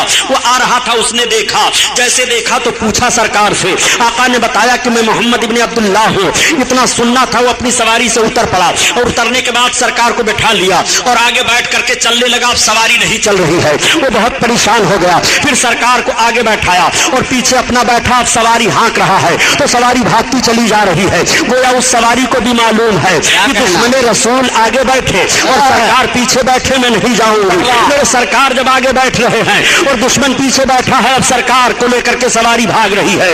मक्का में इत्तला पहुंच चुकी थी कि हलीमा सरकार को लेकर के आई थी और रास्ते में कहीं मेरे आका गायब हो गए। आका के दादा जान हजरत अब्दुल मुत्तलिब भी तैयारी करके निकलने वाले थे, तब तक अबू जहल पहुंच गया और पहुंचने के बाद कहा, ये सरदार कुरैश, ये लीजिए आपके पोते मोहम्मद हैं। ये मैं नहीं जानता कि ये मेरे साथ क्या करेंगे, लेकिन ऐसा ऐसा मामला पेश आया है। उस जालिम को क्या खबर है कि बद्र के मकाम पर तलवार इसे کاٹے گی. اس ظالم کو کیا خبر ہے کہ گڑھے میں ڈالا جائے گا. اس ظالم کو کیا خبر ہے کہ سب سے بڑا مکہ کا دشمن سرکار کا یہی ہوگا. ابو جہل نے یہ کہا حضرت عبد المطلب سے اور کہہ کر کے پھر یہ چلا گیا. اب آپ آیت کریمہ تلاوت کیجئے. مفسرین کی ایک جماعت کا کہنا ہے وَوَجَدَكَ ضَالًّا فَهَدَىٰ، اے محبوب ہم نے تمہیں خود رفتہ پایا، اپنی محبت میں تو تمہیں راہ دی. اعلیٰ حضرت نے یہ ترجمہ کیا ہے. اس آیت کریمہ کی تفسیر کرتے ہوئے مفسر فرماتے ہیں اے محبوب جب تم حلیمہ سعدیہ سے مکہ کے قریب پہاڑی میں اب غائب ہوئے تھے تو ہم نے تمہیں اپنی طرف راہ دے دی ہے. وَوَجَدَكَ ضَالًّا فَهَدَىٰ، اے محبوب تمہیں ہم نے راہ دیا ہے. آقا کریم صلی اللہ تعالیٰ علیہ وسلم چلے آ رہے ہیں. اب دادا جان کی گود میں پہنچ گئے. تب تک حلیمہ سعدیہ بھی روتی چلاتی ہوئی پہنچی. حلیمہ سعدیہ کو علم ہو گیا کہ میرے آقا اپنے دادا کے پاس پہنچ چکے ہیں. اس وقت میرے سرکار کی عمر شریف 5 برس کی بتائی جا رہی ہے. آقا کریم صلی اللہ علیہ وسلم کے دادا جان نے حضرت حلیمہ کے پہنچنے پر حلیمہ کو تسلی دی اور فرمایا کوئی پریشانی کی بات نہیں ہے. حضرت حلیمہ کو 1000 اونٹ اور 50 رطل سونا آپ کے دادا جان نے سرکار کے دودھ پلانے کی خدمت میں دے دیا. اتنا کسی عورت کو انعام نہیں ملا تھا جتنا حلیمہ سعدیہ کو انعام ملا ہے. وہی حلیمہ جو غربت و افلاس کی ماری ہوئی تھی، مفلس و فلاس تھی، مگر وہی حلیمہ اب مالدار ہو جا رہی ہیں. حلیمہ 1000 اونٹ کے مالک ہو گئی اور 1000 اونٹ کی مالکہ بننے کے بعد 50 رطل سونا بھی انہیں مل جاتا ہے. حلیمہ یہ ساری رقم ساری جائیداد لے کر کے اپنے گھر واپس ہو رہی ہیں. میرے سرکار دادا جان کے پاس رہ رہے ہیں. آقا کریم صلی اللہ علیہ وسلم کی ماں سرکار کو لے کر کے کچھ دن کے بعد مدینہ شریف کی طرف چل پڑی اور جب مقام ابوا میں سرکار کی ماں پہنچی تو آقا کے والدہ کی طبیعت خراب ہو گئی اور وہیں پر سرکار کی ماں کا وصال شریف ہو گیا. وہیں پر آپ کے مزار انور کو کی زیارت ہوئی. لیکن چند سال ہوئے کہ وہاں پر بے خبیث حکومت نے آقا کے والدہ کریمہ کے مزار پاک کو ڈھا دیا. معاذ اللہ. آقا کریم صلی اللہ تعالیٰ علیہ وسلم کے ماں کی ایک کنیز تھی، وہ سرکار کو مکہ واپس لے کر کے چلی آئی، مدینہ نہیں گئی. اب میرے سرکار اپنے دادا جان کے پاس رہ رہے ہیں. دادا جان کو سرکار سے بڑی محبت ہے. جب تک حضرت عبد المطلب سرکار کو کھلا نہیں دیتے ہیں خود کھاتے نہیں. جب تک میرے آقا سو نہیں جاتے ہیں تب تک حضرت عبد المطلب سوتے نہیں ہیں. وہ جہاں جہاں چلتے ہیں سرکار کو ساتھ لیے رہتے ہیں. ایک مرتبہ قحط کا پڑنا تھا، بارش رک گئی. تمام لوگوں نے کہا اے سردار قریش اس وقت بارش نہیں ہو رہی ہے. آقا کریم صلی اللہ علیہ وسلم کو لے کر کے آپ کے دادا جان خانے کعبہ میں گئے اور سرکار کے وسیلے سے دعا مانگتے ہیں. فوراً بادل چھا گیا، بارش ہونے لگی.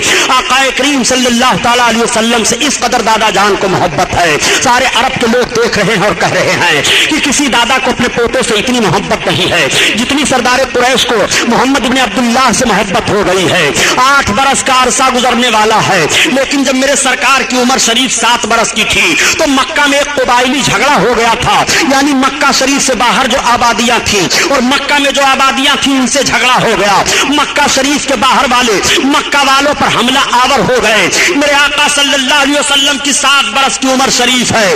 جب قبائلی اختلاف میں آقا کریم صلی اللہ علیہ وسلم کے ساتھ تمام لوگ نکلے مکہ کے سربراہ اردہ لوگ سردار قریش کی معیت میں وطن کی حفاظت کے لیے، تو مورخ بیان کرتا ہے کہ وطن کی حفاظت کے لیے پہلا یہ موقع تھا 7 برس کی عمر میں جب محمد صلی اللہ تعالیٰ علیہ وسلم نکل کر کے اپنی قوم کے ساتھ اور وطن کی حفاظت کا پیغام دے رہے تھے اور دشمنوں کو پیچھے ڈھکلنے کے لیے اعلان کر رہے تھے. میں عرض کرنا چاہتا ہوں اے مسلمانوں، تم اس نبی کا کلمہ پڑھنے والے ہو جس نبی نے 7 برس کی عمر شریف میں وطن کی حفاظت کا پیغام دیا ہے اور وطن کی حفاظت کے لیے قوم کے ساتھ ساتھ آگے آگے رہے ہیں. میں عرض کرنا چاہتا ہوں اس نبی کے امتی کبھی بھی وطن کے غدار نہیں ہو سکتے ہیں. ہم وطن کے وفادار ہیں. ہم نے اپنے وطن کو اپنے خون سے سینچا ہے. ہم نے اپنے وطن کی حفاظت اپنے خون سے کی ہے. ہم نے ہر جگہ پر یہی اعلان کیا تھا. جب کارگل اور پاکستان کا معاملہ چل رہا تھا تو یہ اعلان کیا تھا کہ اگر کارگل کے بدماشوں نے ہمارے ہند کی زمین کو زبردستی ایک بالشتی بر لے لی تو ہندوستان کا مسلمان اپنے سر پر کفن باندھ کر کے نکلے گا اور پاکستان کو 1 انچ بھی نہیں گھسنے دے گا. اس لیے کہ ہم اس رسول کے کلمہ پڑھنے والے ہیں. وطن کی حفاظت کا پیغام دیا ہے اور وطن کی حفاظت کرنا اور وطن سے محبت کرنا یہ بھی ہمارے لیے ضروری ہے، لازم ہے. محمد رسول اللہ صلی اللہ تعالیٰ علیہ وسلم کا یہ پیغام ہے. 7 برس کی عمر شریف میں وطن کی حفاظت کا پیغام نبی کونین صلی اللہ تعالیٰ علیہ وسلم نے دیا ہے. ہم اس رسول کے کلمہ پڑھنے والے ہیں. میرے سرکار کی عمر شریف 8 برس کی ہو جاتی ہے اور جب سرکار کی عمر شریف 8 برس کی ہوئی تو آپ کے دادا جان کے انتقال کا وقت ہو گیا. آپ کے دادا جان نے اپنے تمام بچوں کو بلایا. ابو लहब आ जा, हजरत अब्बास आ गए, हजरत अमीर हमजा आ गए, हजरत अली के बाप अबू तालिब आ गए, ये सब के सब पहुंच गए। हजरत अब्दुल मुत्तलिब ने कहा देखो तुम लोगों को मालूम है कि मैं कितनी मोहब्बत करता हूं मोहम्मद से। लोगों ने कहा हाँ। कहा अब देखो मेरे जागने का वक्त है, मैं दुनिया से जाने वाला हूँ, मैं चंद लम्हे के लिए और दुनिया में हूँ, कौन है जो इस मेरे पोते की खिदमत करेगा। इतने में अबू लहब बोल पड़ा कि मैं इनकी खिदमत करूंगा। हजरत अब्दुल मुत्तलिब ने फरमाया नहीं मैं तुझे नहीं दूंगा। तब तक हजरत हमजा बोल पड़े, आपने फरमाया नहीं अभी तुम छोटे हो। तब तक हजरत अब्बास अर्ज करने लगे, आप फरमाते हैं नहीं तुम कसीरुल अयाल हो। तब तक हजरत अली के बाप अबू तालिब बोल पड़े और कहने लगे अब्बा इनकी खिदमत मैं करूंगा। हजरत अब्दुल मुत्तलिब ने सरकार के दस्ते पाक को लिया और हजरत अली के बाप अबू तालिब के हाथ में दे दिया। कहा बेटा इनकी खिदमत करते रहना, तुम्हें मालूम है कि मुझको इनसे कितनी मोहब्बत है। ये कहते हुए आपके दादा की आंखें बंद हो गई और रूह कब से उनसुरी से परवाज कर गई। दादा जान का इंतकाल हो गया। 8 बरस की उम्र शरीफ सरकार की है। मेरे आका की निगाहें नबूवत भीग जाती हैं, आंसू गिरने लगते हैं। सरकार बहुत रो रहे हैं, आंसू बह रहे हैं। दादा का जनाजा तैयार हुआ। उस वक्त नमाज जनाजा फर्ज नहीं थी, नहीं पढ़ी जा रही थी। ले जाकर के दादा के जनाजे को दफन कर दिया गया। साथ साथ मेरे आका भी तशरीफ ले जा रहे हैं और अपने हाथ से सरकार अपने दादा के कब्र अनवर पर मट्टी डाल रहे हैं। ये कैसा वक्त रहा होगा जब मेरे सरकार 8 बरस की उम्र में अपने दादा जान की कब्र पर मट्टी डाल रहे होंगे। मेरे सरकार के नबूवत वाले हाथों को मुलाहजा फरमाइए। सरकार दो आलम सल्लल्लाहु ताला अलैहि वसल्लम की खिदमत अब आपके चचा हजरत अली के बाप अबू तालिब कर रहे हैं। अबू तालिब को भी सरकार से बड़ी मोहब्बत है। हर हर मोड़ पर सरकार का वो साथ दे रहे हैं, हर हर कदम पर सरकार का साथ दे रहे हैं। जब तक सरकार नहीं खाना तनाउर फरमा लेते तब तक हजरत अली के बाप भी नहीं खाते थे। हर हर लम्हा हर हर सेकंड आपकी खिदमत का लिहाज किया करते थे। मेरे आका सल्लल्लाहु ताला अलैहि वसल्लम की उम्र शरीफ आगे बढ़ती चली जा रही है और सरकार की अमानत तो दियानत भी मक्का वाले देख रहे हैं। देखने के बाद ताज्जुब करने लगते हैं, कहने लगते हैं कि इतना शरीफ और इतना अच्छा बच्चा हम लोगों ने आज तक नहीं देखा। इनके चलने का अंदाज भी निराला है, बातचीत करने का भी अजीब तरीका है। इनकी तरह से कोई बात नहीं करता है और इनकी तरह से कोई बोलता नहीं है। पूरे मक्का वाले अपने अपने बच्चों को कहा करते थे कि तुम ऐसे उठा बैठा करो और अपने बाप दादा के साथ पेश आया करो जैसे मोहम्मद इब्न अब्दुल्लाह पेश आया करते हैं। इस तरह से उनकी जबान पर जुमले जारी हुआ करते थे। उन्हें क्या खबर है कि कौम के सारे बच्चों को इन्हीं के नक्शे कदम पर चलने के बाद जिंदगी का तरीका मालूम होगा। पूरी कौम इन्हीं के नक्शे कदम पर चलेगी तो उनको जिंदगी का मेराज हासिल हो जाएगा। वो अपने मकसद जिंदगी को हासिल कर लेंगे। उन्हें नहीं मालूम है आकाए कौनैन सल्लल्लाहु ताला अलैहि वसल्लम की उम्र शरीफ आगे बढ़ती चली जा रही है। बताया जाता है कि मेरे सरकार की उम्र पाक 12 बरस की हो गई तो एक रोज आपने चचा जान से फरमाया ए चचा जान आपके ऊपर अखराजात बहुत है, जिम्मेदारियां बहुत हैं, अगर आप इजाजत दें तो तिजारत करने के लिए मैं भी आपके साथ चलूं। हजरत अली के बाप अबू तालिब फरमाते हैं कि बेटा मैं आपको हुक्म नहीं दे सकता लेकिन चलना चाहते हो तो ठीक है। चुनांचे तिजारत का सामान तैयार हुआ और सारे ताजिर तैयार हुए, मेरे आका भी तैयार हो गए। अब इस तिजारती काफिला के साथ मेरे सरकार जा रहे हैं। जब तिजारती काफिला वालों को पता चला कि मोहम्मद भी हमारे साथ चल रहे हैं तो पूरा काफिला बहुत खुश था कि आज बाबरकत बच्चा हम लोगों के साथ चल रहा है, आज इनके चलने से हमारी तिजारत में बरकत होगी। चुनांचे तिजारती काफिला रवा दमा चला जा रहा है। जब शाम मुल्क के करीब तिजारती काफिला पहुंचा और एक जगह अपना पड़ाव डाला तो वहां एक गिरजा घर था। गिरजा घर के अंदर से एक राहिब निकला और निकलने के बाद उसने पूरे तिजारती काफिला वालों को देखा और देखने के बाद पूछा ये बताओ इस तिजारती काफिला का सरदार कौन है। किसी ने अबू तालिब की तरफ इशारा कर दिया कि ये हैं। वो गिरजा घर का राहिब अबू तालिब के पास पहुंचता है और पूछता है ये बताइए कि ये लड़का किसके साथ में है। हजरत अली के बाप अबू तालिब ने कहा ये मेरे भतीजे मोहम्मद हैं। उस राहिब ने नीचे से ऊपर देखा और फिर ऊपर से नीचे देखा और कहा ए सरदार कुरैश अबू तालिब मैं आपसे अर्ज करता हूं कि आप इनको वापस लेकर के वापस हो जाइए, आप आगे ना बढ़िए। इनके अंदर नबी आखिर समा होने की तमाम निशानियां पाई जा रही हैं। यहूद इनको पहचान लेंगे तो तकलीफ हो जाने का अंदेशा है, इसलिए मेरा मशवरा यह है कि आप वापस ले जाइए। चुनांचे अबू तालिब हजरत अली के बाप वहीं पर अपने माल को औने पौने करके बेच देते हैं और सरकार को लेकर के वापस आ जा रहे हैं। आकाए करीम मक्का शरीफ में फिर तशरीफ ले आए। मेरे सरकार की मुकद्दस उम्र का हिस्सा 13वां बरस का लगा है, मगर मेरे सरकार ने 13 और 14 बरस के बीच में अमानत और सदाकत का वो माहौल मक्का में छोड़ दिया है कि सारे मक्का के लोग आपको अमीन कहना शुरू कर देते हैं और आपको साबित कहना शुरू कर देते हैं। दोस्तों जिंदगी का दो ही रुख तो हसीन होता है, एक रुख का नाम अमानत है और दूसरे रुख का नाम सदाकत है। अगर नौजवान अमीन और साबित सादिक बन जाए तो मुआशरे से बुराइयां खत्म हो सकती हैं। अगर नौजवान अमीन और सादिक बन जाए तो बरकतें ही बरकतें होंगी। अगर नौजवान अमीन और सादिक बन जाए तो माएँ सताई नहीं जाएंगी। अगर नौजवान अमीन और सादिक बन जाए तो गुंडागर्दी का माहौल खत्म हो जाएगा। अगर नौजवान अमीन और सादिक बन जाए तो परेशानियां दूर हो जाएंगी। अगर नौजवान अमीन और सादिक बन जाए तो दुश्वारियों का सामना नहीं करना पड़ेगा। अगर नौजवान अमीन और सादिक बन जाए तो अय्याशियों के अड्डों पर आग लग सकती है, शराबखोरी का माहौल दूर हो सकता है। जिंदगी का दो ही रुख तो अजीम शान होता है, एक रुख का नाम अमानत है और दूसरे रुख का नाम सदाकत है। पैगंबर इस्लाम सल्लल्लाहु तआला अलैहि वसल्लम ने अपनी 13 बरस की उम्र शरीफ में अमानत और सदाकत का एक अजीम शान माहौल पेश फरमाया है। ए नौजवानों, तुम्हें अमीन बनकर के जीना चाहिए, तुम्हें सादिक बनकर के जीना चाहिए। मक्का वालों ने देखा कि मोहम्मद की जबान पर कभी भी कोई जुमला गलत नहीं आया है। मक्का वालों ने देखा कि मोहम्मद ने कभी भी अमानत में खयानत नहीं की है। जो चीज इनके पास रखी जा रही है वो बहु उसी हालत में पाई जा रही है। जो जो वो कह रहे हैं सच कह रहे हैं, कभी उनकी जबान पर गलत अल्फाज नहीं आए हैं। इस बुनियाद पर आप सादिक कहे जा रहे हैं, आपको अमीन कहा जा रहा है। मेरे सरकार इतने रहम दिल है कि एक रोज मेरे आका मक्का की गलियों से गुजर रहे थे, एक नौजवान अपनी बीवी को मार रहा था। सरकार की निगाह पड़ी, आका ने फरमाया खबरदार तुम औरत को ना मारो। क्या तुम औरत को मार रहे हो? तुम नौजवान हो, वो तुम्हारी बीवी है, तुम अपनी औरत को मार रहे हो। आखिर तुम भी इंसान हो, वो भी इंसान है। उस नौजवान ने कहा ए अमीनो सादिक मोहम्मद आप आ गए तो मैंने छोड़ दिया इसको मारना, वरना सोचा था कि इसकी हड्डी पिछली तोड़ डालूंगा। उस औरत ने देखा, देखने के बाद कहा आह ये कितने अच्छे नौजवान हैं। जब इनको दूसरे की औरत के साथ इस तरह रहमदिली है तो अपनी बीवी के साथ ये किस तरह रहमदिल से पेश आएंगे। इनका माहौल अपनी बीवी के साथ कैसा होगा।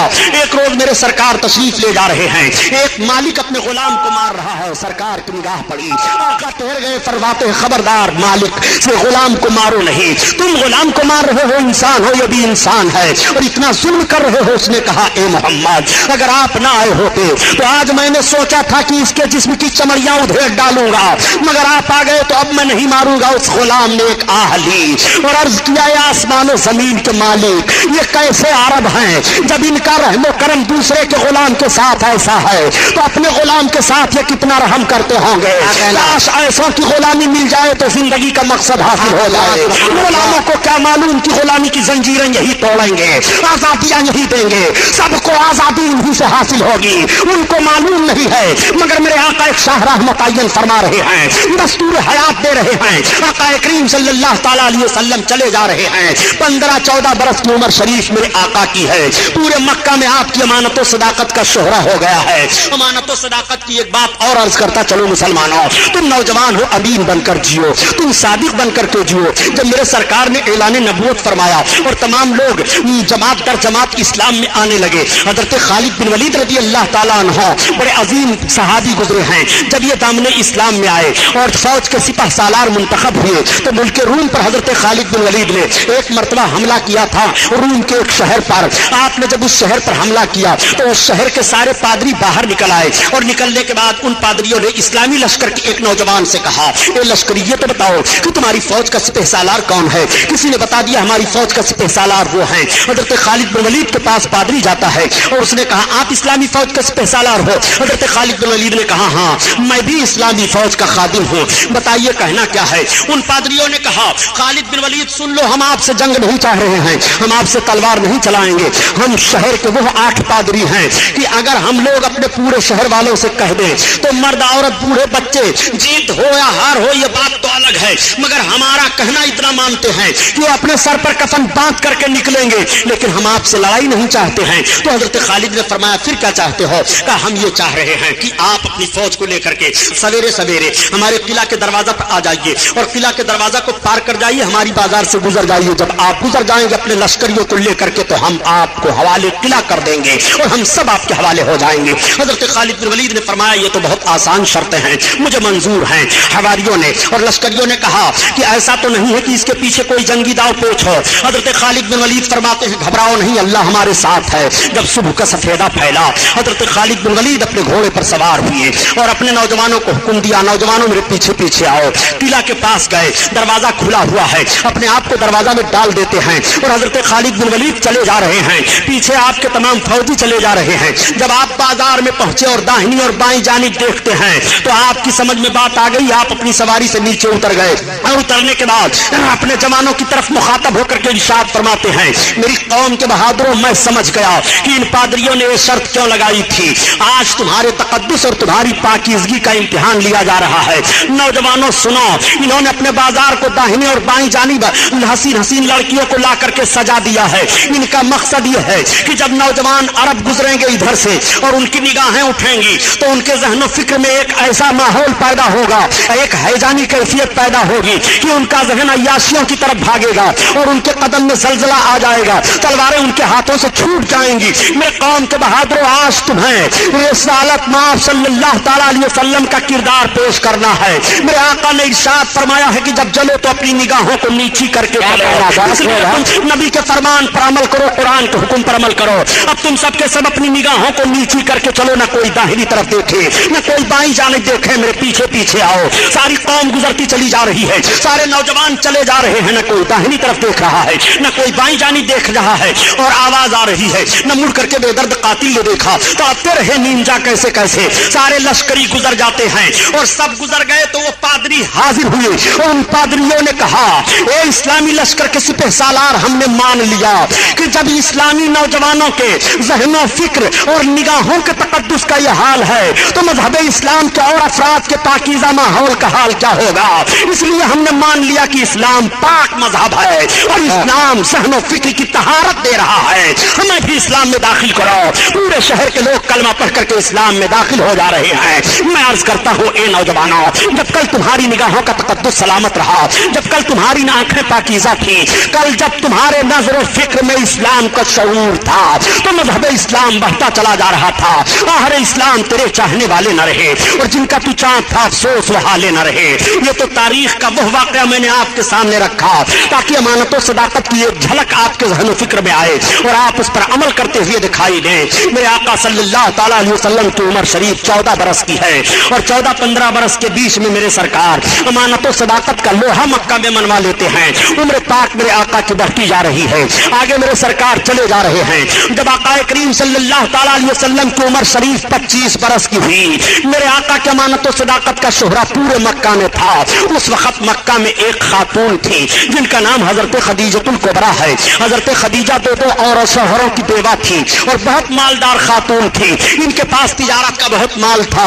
हजरत खदीजा ने चाहा कि मैं अपने तिजारत के माल को किसी दियानतदार ताजिर के हवाला कर दूं ताकि उससे नफा मैं भी लूं और वो भी नफा हासिल करे। हजरत खदीजा की निगाह जाती है आका करीम सल्लल्लाहु तआला अलैहि वसल्लम पर।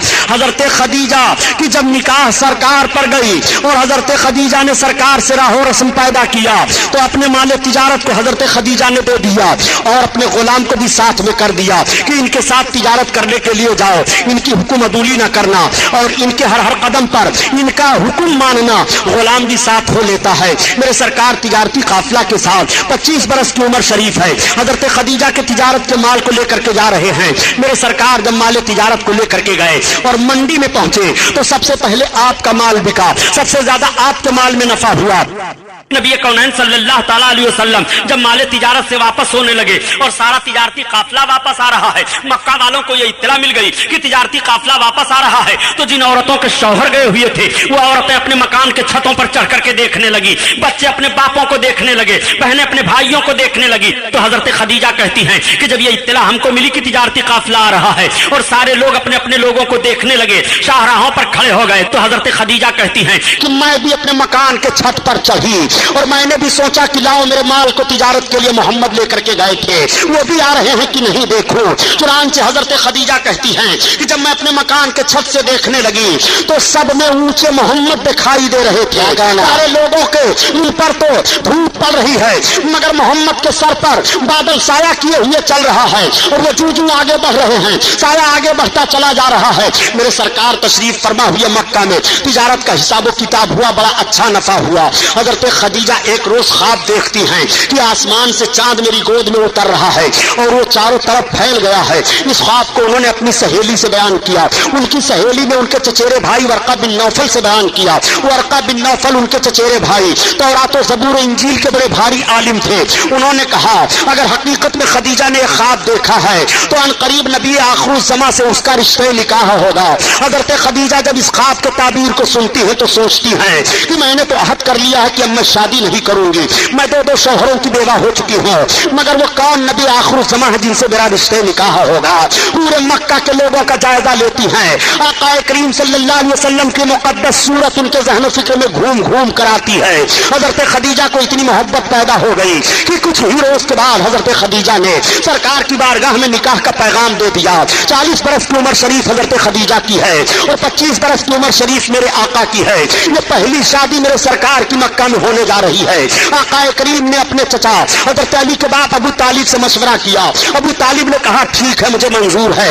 खदीजा शरीफा मानी जा रही है, खदीजा तैयबा ताहरा मानी जा रही है, खदीजा एक बावकार औरत तस्लीम की जा रही है, तुम उनसे शादी करना चाहते हो, मुझे मंजूर है। तमाम खानदान के लोग इकट्ठा हो गए। उधर से हजरत खदीजा ने भी अपने खानदान को इकट्ठा कर लिया। वर्का बिन नौफल उनकी तरफ से बैठ गए और आका की तरफ से हजरत अली के बाप अबू तालिब बैठ गए। अब खुतबे निकाह पढ़ा जा रहा है। पहले जमाने में 4 तरह से निकाह हुआ करता था, 3 तरह का निकाह बातिल करार दे दिया गया और जो निकाह इस वक्त मुसलमानों में राइज है यही वो तरीका है जिस तरीके पर मेरे सरकार का निकाह हुआ है। नबी आखिर ज़मां का निकाह होने जा रहा है।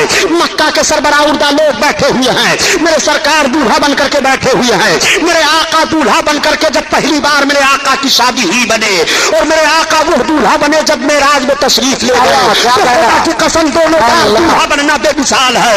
आला हजरत अजीमुल बरकात मेराज में दूल्हा बनने का नक्शा यूं खींचते हैं कि वो सरवारे की सुवारे रे सालात जो अर्श पे जलवागर हुए थे और नए निराले तारब के सामा अरब के मेहमान के लिए थे। अल्लाह अल्लाह आका करीम सल्लल्लाहु ताला अलैहि वसल्लम दूल्हा बने। हजरत खदीजा के भाई चचेरे वर्का बिन नौफल हजरत अली के बाप अबू तालिब से कहते हैं कि आप खुतबा पढ़िए। अब हजरत अली के बाप अबू तालिब जब खुतबा पढ़ने के लिए खड़े हुए तो सारी तारीफ आका की करते हैं और जब खदीजा के भाई चचेरे भाई वर्का बिन नौफल खड़े हुए तो वो भी सारी तारीफ आका के करते हैं। हजरत खदीजा का रिश्ते निकाह हुआ। आका फरमाते हैं कि खदीजा जब मेरे निकाह में आई तो इतना सोना लेकर के आई कि सोने का ढेर लगा दिया जाता, एक तरफ आदमी इधर बैठ जाता और एक तरफ उधर बैठ जाता तो दिखाई न देता। वो सारा सोना अल्लाह के हबीब ने अल्लाह की राह में गरीबों यतीमों और बेवाओं पर खर्च फरमा दिया। 40 बरस की उम्र शरीफ उम्मुल मोमिनीन हजरत खदीजा की है और 25 बरस की उम्र शरीफ सरकार की है। मेरे आका ने जब इज़्दिवाजी जिंदगी पेश फरमाई है और प्यारो मोहब्बत का पैगाम नशर फरमाया है तो मक्का की औरतों ने अपने शौहरों को चैलेंज कर दिया कि तुम्हें ऐसी जिंदगी गुजारनी चाहिए जिस तरह से मोहम्मद अपनी बीवी खदीजा के साथ जिंदगी गुजार रहे हैं, किस तरह से प्यारो मोहब्बत से गुजार रहे हैं, कोई शिकायत नहीं हो रही है। आका करीम सल्लल्लाहु अलैहि वसल्लम की मुक़द्दस जिंदगी आगे बढ़ती चली जा रही है। हजरत खदीजा से बच्चे पैदा हुए। हजरत फातिमा ज़हरा हजरत खदीजा ही की बच्ची हैं। आका करीम सल्लल्लाहु ताला अलैहि वसल्लम की उम्र शरीफ अब 40 बरस की हो गई है। इस अरसा में मेरे सरकार तिजारत कर रहे हैं। इस अरसा में मेरे सरकार एक इज़्दिवाजी जिंदगी पेश फरमा रहे हैं। ऐसा खुशगवार माहौल दे रहे हैं कि मक्का के नौजवान और मक्का के सारे लोग देख देख करके अपनी जिंदगी को उसी नक्शे कदम पर मुरतब करना चाह रहे हैं। आका की उम्र शरीफ जब 40 बरस की हो गई तो मेरे सरकार को इबादत का शौक बढ़ा हुआ है। सरकार इबादत फरमाने के लिए गारे हेरा में पहाड़ी में तशरीफ ले जाया करते थे जिसको आजकल जबले नूर कहा जा रहा है। सरकार उस पहाड़ी पर चढ़ करके उस पहाड़ी में एक खोह है, उस खोह में जलवा अफरोज होकर के अपने रब को याद किया करते थे। मैं जब हज करने के लिए गया था प्यारे, मैंने अंदाजा लगाया कि गारे हेरा इतनी ऊंचाई पर है। इस वक्त तो राह बना हुआ है, होटल बने हुए हैं, खाने पीने की सहूलतें हो गई हैं, मगर आज से 1400 बरस पहले इसका माहौल क्या रहा होगा, ये पहाड़ी किस तरह से रही होगी। मेरे सरकार सल्लल्लाहु ताला अलैहि वसल्लम इतनी ऊंचाई पर क्यों तशरीफ ले गए इबादत फरमाने के लिए। और भी मक्का में तो पहाड़ियां हैं, लेकिन देखने के बाद सिर्फ अंदाजा ये लगा और ये बात सही है कि मेरे सरकार जहां बैठ करके इबादत कर रहे थे गारे हेरा में, अगर वहां से देखा जाए तो काबा दिखाई दे रहा है। इस वक्त तो बिल्डिंगें बनी हुई हैं। मेरे सरकार जब उस वक्त जलवा अफरोज होते रहे होंगे तो काबा की चौखट तक दिखाई देती रही होगी। अल्लाह अल्लाह, इसलिए मेरे सरकार उस पहाड़ी को मुंतखब फरमाते हैं। काबा को देख रहे हैं, इबादत फरमा रहे हैं। 40 बरस का अरसा गुजर गया है, आप इबादत कर रहे हैं। आपकी इबादत का हाल ये था कि खाने पीने का सामान आप लेकर के जाया करते थे और कई कई रात दिन ही इबादत फरमाया करते थे। 40 बरस का अरसा गुजर गया। अल्लाह ताला की तरफ से हजरत जिब्रील अलैहिस्सलाम को हुक्म हुआ, जिब्रील मेरे महबूब की बारगाह में वही लेकर के जाओ और मेरे महबूब को हुक्म सुनाओ कि अपनी नबूवत और रिसालत का ऐलान करें, मेरे तौहीद का ऐलान करें, वहदानियत का ऐलान करें। आज कुछ लोग कह दिया करते हैं कि 40 बरस के बाद मोहम्मद को नबूवत मिली है। मैं अर्ज करता हूँ, जुमला संभालो, कलम संभालो, ताकि ईमान का जनाजा न निकल ले पाए। नबी को 40 बरस के बाद नबूवत नहीं मिलती है, बल्कि नबी को 40 बरस के बाद ऐलान नबूवत का हुक्म मिलता है। नबूवत मिलने की बात कर रहे हो तो नबी की नबूवत कब से है पता नहीं लगा सकते हो।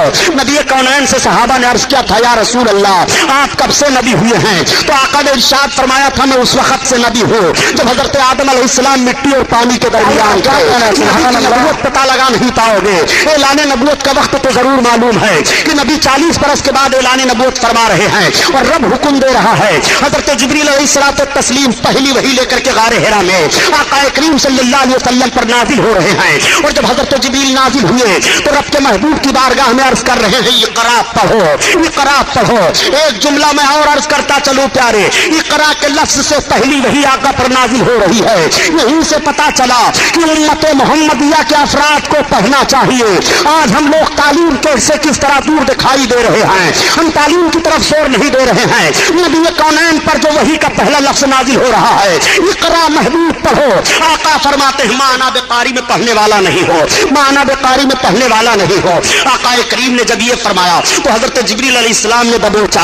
अल्लाह के हबीब सल्लल्लाहु तआला अलैहि वसल्लम से फिर अर्ज करते हैं, इक़रा बिस्म रब्बिकल लज़ी, अपने रब के नाम से पढ़िए। जैसे रब का नाम लेना था सरकार ने पढ़ना शुरू किया। अब हजरत जिब्रील अलैहिस्सलाम गए, अल्लाह के हबीब सल्लल्लाहु अलैहि वसल्लम तशरीफ लाए और अपनी बीवी हजरत खदीजा से फरमाते हैं, ज़म्मिलूनी ज़म्मिलूनी, मुझे कंबल ओढ़ाओ, कंबल ओढ़ाओ, मेरे जिस्म पर लर्जा तारी है, मुझे कुछ खशियत लग रही है, मैं कुछ खौफ सा महसूस कर रहा हूँ। इतना सुनना था कि हजरत खदीजा ने कंबल ओढ़ा दिया और अर्ज किया, मेरे सरताज आप घबराएं नहीं, आप पर कोई खौफ नहीं होगा।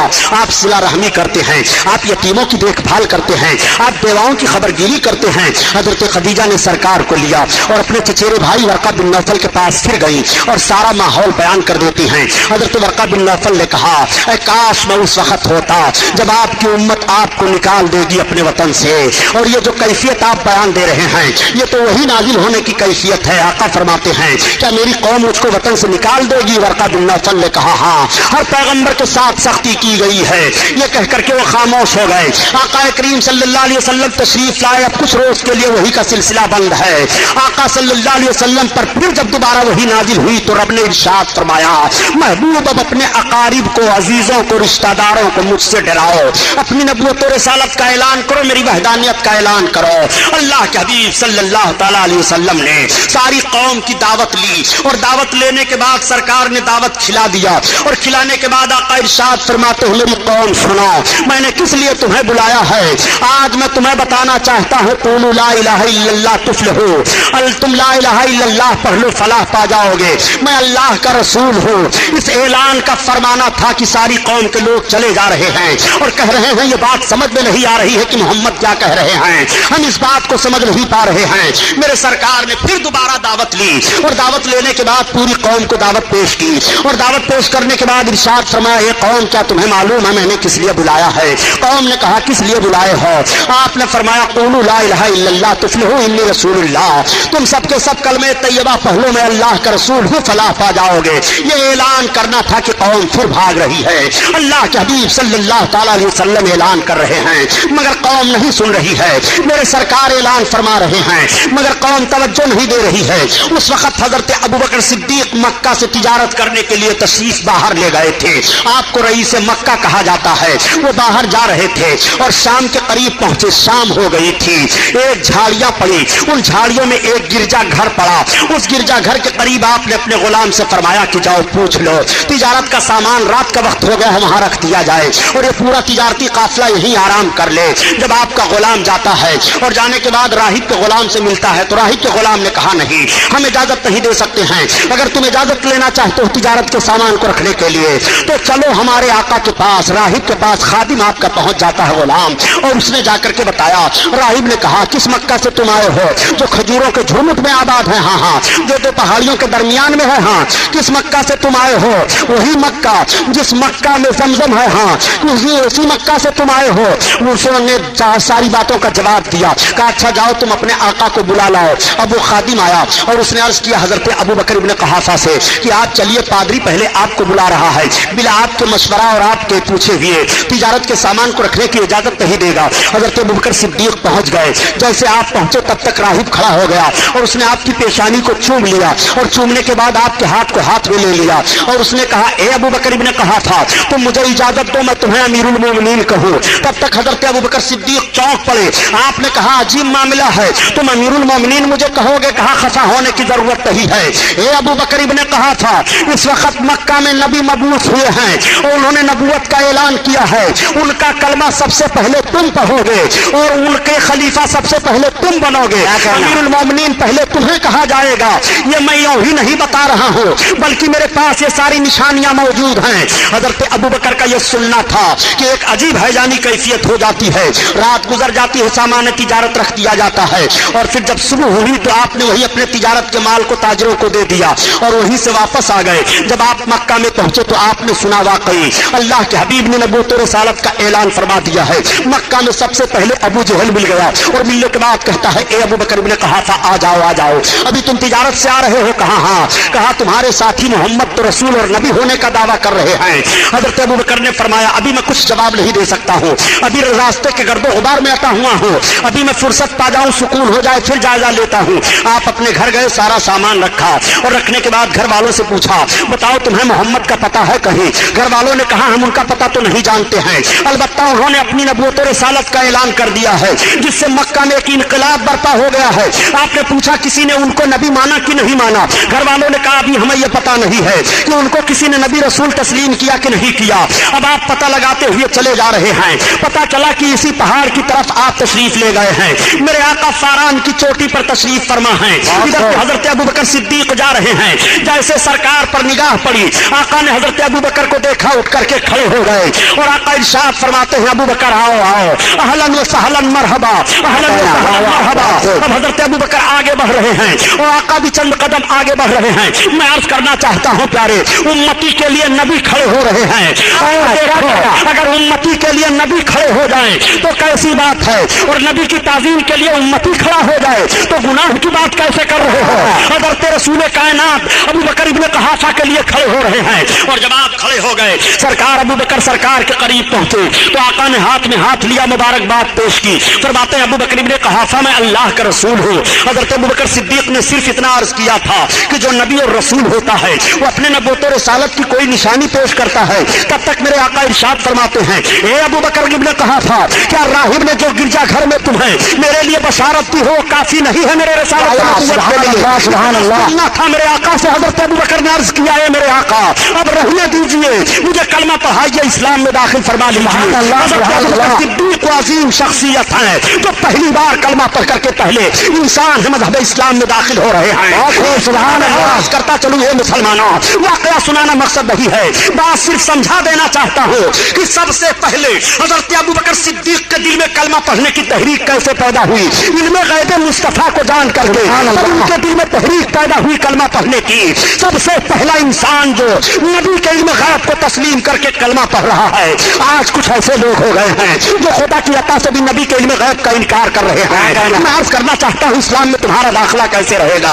आओ देखो, हजरत अबू बकर सिद्दीक ने सरकार का कलमा पढ़ा और कलमा पढ़ करके इस्लाम में दाखिला ले लिया। मर्दों में सबसे पहले हजरत अबू बकर सिद्दीक ने कलमा पढ़ा, बच्चों में सबसे पहले हजरत अली ने कलमा पढ़ा, औरतों में सबसे पहले हजरत खदीजा ने कलमा पढ़ा, गुलामों में सबसे पहले हजरत ज़ैद इब्न हारिसा ने कलमा पढ़ा। ये वो लोग हैं जो सबसे पहले कलमा पढ़ करके इस्लाम में दाखिला ले रहे हैं। अब इस्लाम फैलना शुरू हो जाता है। हजरत अबू बकर सिद्दीक रज़ियल्लाहु ताला अन्हु अपने तौर पर इस्लाम की तबलीग फरमा रहे हैं और मेरे आका सल्लल्लाहु अलैहि वसल्लम तबलीग फरमा रहे हैं। सरकार के खिलाफ दुश्मनी हो रही है, घर घर में इख्तिलाफ उठ जाता है, बाप बेटे में जुदाई हो जाती है, बीवी शौहर में इख्तिलाफ हो जाता है, मगर मेरे सरकार अपनी तहरीक को आगे बढ़ाते चले जा रहे हैं। मक्का वाले बहुत तंग कर रहे हैं, इतना तंग कर रहे हैं कि रास्ता चलना दुश्वार हो जाता है। बाजारों में अबू लहब, अबू जहल, ये शकीउल कल्ब मरदूद लोग घूमा करते थे और लोगों से कहा करते थे, ए लोगों, मोहम्मद की बात ना सुनो, अगर इनकी बात सुनोगे तो अपने दीन से हट जाओगे, ये ऐलान किया करते थे। मगर मेरे सरकार भी रिसालत का पैगाम पहुंचाया करते थे। एक रोज मेरे सरकार आबादी से बाहर तशरीफ ले गए हैं। आकाए करीम बाहर तबलीग फरमा करके आ रहे हैं। शाम हो रही है कि रास्ते में एक बूढ़ी औरत आ रही थी। उसका बोझ बाज वजनी था। वो कभी अपने बोझ को लेकर के चलती, कभी रख देती, फिर कभी लेकर के चलती, कभी रख देती। तब तक मेरे सरकार करीब पहुंच गए। आपने पूछा, बूढ़ी खातून कहां जाओगे? उसने अपने मंजिल की निशानदेही कर दी। आका ने उसके बोझ को संभाल लिया। अब सरकार चल रहे हैं और वो बूढ़ी औरत चल रही है। मेरे आका आहिस्ता आहिस्ता चल रहे हैं ताकि बूढ़ी औरत को तकलीफ ना होने पाए। उस खातून ने पूछा, ये अरब के शरीफ मर्द, ये तो बताओ कि किस कबीले से ताल्लुक रखते हो? आका ने फरमाया, मेरा ताल्लुक कबीले कुरैश से है। वो पूछती है, कबीले कुरैश में ऐसे ऐसे लोग हैं, बड़े अच्छे हो। ये पूछते हुए वो चली जा रही है। उसने कहा, अब ठहर जाइए। जब मेरे सरकार ठहरे तो कहा, रख दीजिए, यही मेरा गरीब खाना है। आका ने उसके बोझ को रखा। मेरे सरकार चलने लगे तो उसने कहा, आप मजदूरी ले लीजिए। आका ने फरमाया, मुझे मजदूरी की जरूरत नहीं है, मैं आ रहा था, तुम्हारी जरूरत थी, मैंने तुम्हारी जरूरत को हल कर दिया। उसने कहा, आप बड़े अच्छे शरीफ मर्द हो। अरब में ऐसे शरीफ कम पाए जा रहे हैं जो दूसरों की मदद इस तरह से कर दिया करते हैं और उजरत ना लेते हैं। आपने ये तो बताया कि मेरा ताल्लुक कबीले कुरैश से है। कबीले कुरैश में ऐसे शरीफ लोग पाए जा रहे हैं। मैंने सुना है कि कबीले कुरैश में मोहम्मद इब्ने अब्दुल्लाह पैदा हुए हैं जो नबूवत रिसालत का दावा कर रहे हैं। ये अरब के शराय शरीफ मर्द, क्या तुम उनको जानते हो? आका ने मुस्कुराते हुए फरमाया, ये बूढ़ी औरत, बताओ क्या तुम उन्हें पहचान रही हो? उस औरत ने कहा, मैं उनको पहचान कर क्या करूंगी? मैंने सुना है कि उनकी बोली जो सुन लेता है वो अपना मजहब छोड़ देता है, उनका दीन कबूल कर लिया करता है। मैं सिर्फ इसलिए तुमसे पूछ रही हूँ कि तुम बड़े शरीफ हो और नरम दिल हो। उनके करीब न जाना, वो भी कबीले कुरैश से ताल्लुक रखते हैं। तब तक आका ने इरशाद फरमाया, एक खातून, जिस मर्द के ताल्लुक से तुमने सुना है मोहम्मद इब्ने अब्दुल्लाह मैं ही हूँ, मोहम्मद इब्ने अब्दुल्लाह तुम ही हो, तो सबसे पहले मुझे कलमा पढ़ाओ, इस्लाम में दाखिल करो। अल्लाह के हबीब ने कलमा पढ़ाया और इस्लाम में दाखिल फरमा लिया। मैं अर्ज करता हूँ, ये मुसलमानों, यूरोप के मुहक्किकीन ने जब मजहब इस्लाम की तबलीग का ये तरीका देखा तो आज भी कहने पर मजबूर हैं कि मजहब इस्लाम को जिस तरह से पैगम्बर इस्लाम ने फैलाया है, अगर अखवत और मोहब्बत और रहमदिली का वो पैगाम पेश करके मजहब इस्लाम की नशो इशात की जाए तो आज भी दुनिया के गोशा गोशा में सिर्फ और सिर्फ मजहब इस्लाम होगा। ये मेरे सरकार इस्लाम की तबलीग फरमा रहे हैं। इस्लाम बढ़ता चला जा रहा है, इस्लाम फैलता चला जा रहा है। इस्लाम की मुखालफत करने वाले भी बढ़ते और फैलते चले जा रहे हैं। जब मुखालफीन हद से ज्यादा हो गए और मारपीट दहाड़ शुरू हो गई, हजरत बिलाल हफ्सी 8वें नंबर पर हैं, जिनको बहुत सताया जा रहा है, खरीद कर आजाद किया गया। हजरत अमीर हमजा उसी मौका पर इस्लाम लाए जब अबू जहल ने सरकार को पत्थर फेंक करके मार दिया था और आका के सरे अक़दस में पत्थर मस हो गया था, खून निकला था। हमजा बाहर गए हुए थे, आते हैं और बीवी ने बता दिया कि कबीले कुरैश के नौजवानों को क्या हो गया है कि मोहम्मद जैसे शरीफ और अमीन सादिक को ऐसे ऐसे लोग पत्थर फेंक दें, उनको नामूस की कभी ख्याल नहीं आ रहा है। इतना सुनना था कि सरकार के चचा हजरत हमजा आगे बढ़े थे, अबू जहल को मारा और उसके सर को फोड़ दिया था, हाथ तोड़ दिया था। बड़ा हंगामा हुआ था और उसके बाद हरम शरीफ में गए। मेरे आका नमाज पढ़ रहे थे। हरम शरीफ में जाने के बाद कहते हैं, मेरे भतीजे खुश हो जाओ, मैंने उस मरदूत से तुम्हारी चोट का बदला ले लिया है। आका फरमाते हैं, चचा जान, उस वक्त तक मैं न खुश हूँगा जब तक आपका कुफ्र न टूट जाए। आपने अर्ज किया है, बेटा मुझे आपकी खुशी मंजूर है, अगर कलमा पढ़ने में खुश हो रहे हो तो लो मुझे कलमा पढ़ाओ, मैं कलमा पढ़ रहा हूँ। इस्लाम में दाखिल हो गए, इस्लाम बढ़ता जा रहा है। 40वें नंबर पर हजरत उमर फारूक आजम हैं, इस्लाम कबूल कर रहे हैं। इस तरह से इस्लाम के फरोग का सिलसिला आगे फैलता चला जा रहा है। जब सारे मक्का के काफिर तब परेशान और आजिज हो गए तो ये सब के सब हजरत अली के बाप अबू तालिब के पास गए और जाकर के कहने लगे, ए कुरैश के सरदार सुन लो, आपके भतीजे की बहुत सारी तहरीकें आगे बढ़ती चली जा रही हैं और वो हमारे बुतों को बुरा भला कहते चले जा रहे हैं, अपने दीन में लोगों को दाखिल करते चले जा रहे हैं। आप उनको रोकिए, अगर वो हमसे अरब के किसी हसीन जमील लड़की से शादी करने के लिए मांग करें तो हम तैयार हैं। अगर वो हमारी सरदारी चाहते हैं तो हम सरदारी देने के लिए तैयार हैं। वो हमारे माबूदों को बुरा भला ना कहें, हमारे माबूदों की बुराई ना करें। हजरत अली के बाप अबू तालिब ने कहा, बेटा सुन रहे हो लोग क्या कह रहे हैं? तो आका इरशाद फरमाते हुए, चचा जान, अगर ये लोग मेरे दाहिने हाथ में सूरज ला कर रख दें और बाएं हाथ में चांद ला करके रख दें, जब भी मैं अपनी तहरीक से बाज नहीं आऊंगा। ये मैं तहरीक अपनी तरफ से नहीं चला रहा हूँ, ये रब का हुक्म है जो मैं तहरीक चला रहा हूँ और मैं इससे बाज नहीं आऊंगा। हजरत अली के बाप अबू तालिब कहते हैं बेटा ठीक है तुम अपनी तबलीग करते रहो, लेकिन अल्लाह की मशीयत देखो कि हजरत अली के बाप अबू तालिब को कलमा नसीब ना हुआ, वो कलमा पढ़ करके दुनिया से नहीं गए। बहरहाल हम हजरत अली के बाप अबू तालिब पर कोई बहस नहीं करना चाहते हैं। आकाए करीम सल्लल्लाहु अलैहि वसल्लम को उनसे बड़ी मोहब्बत थी और पूरी जिंदगी तक वो सरकार से मोहब्बत करते रहे। एक मोड़ ऐसा भी आया था कि शाबे अबी तालिब में सबके सब महसूर हो गए थे, यानी अरब के मक्का के कुफ्फार ने कहा ओ सरदार कुरैश अबू तालिब, अगर बाईकाट आप अपने भतीजे का नहीं कर रहे हैं तो हम सबके सब आपका भी बाईकाट और आपके सारे बिरादरियों और सारे खानदान का बाईकाट कर देंगे।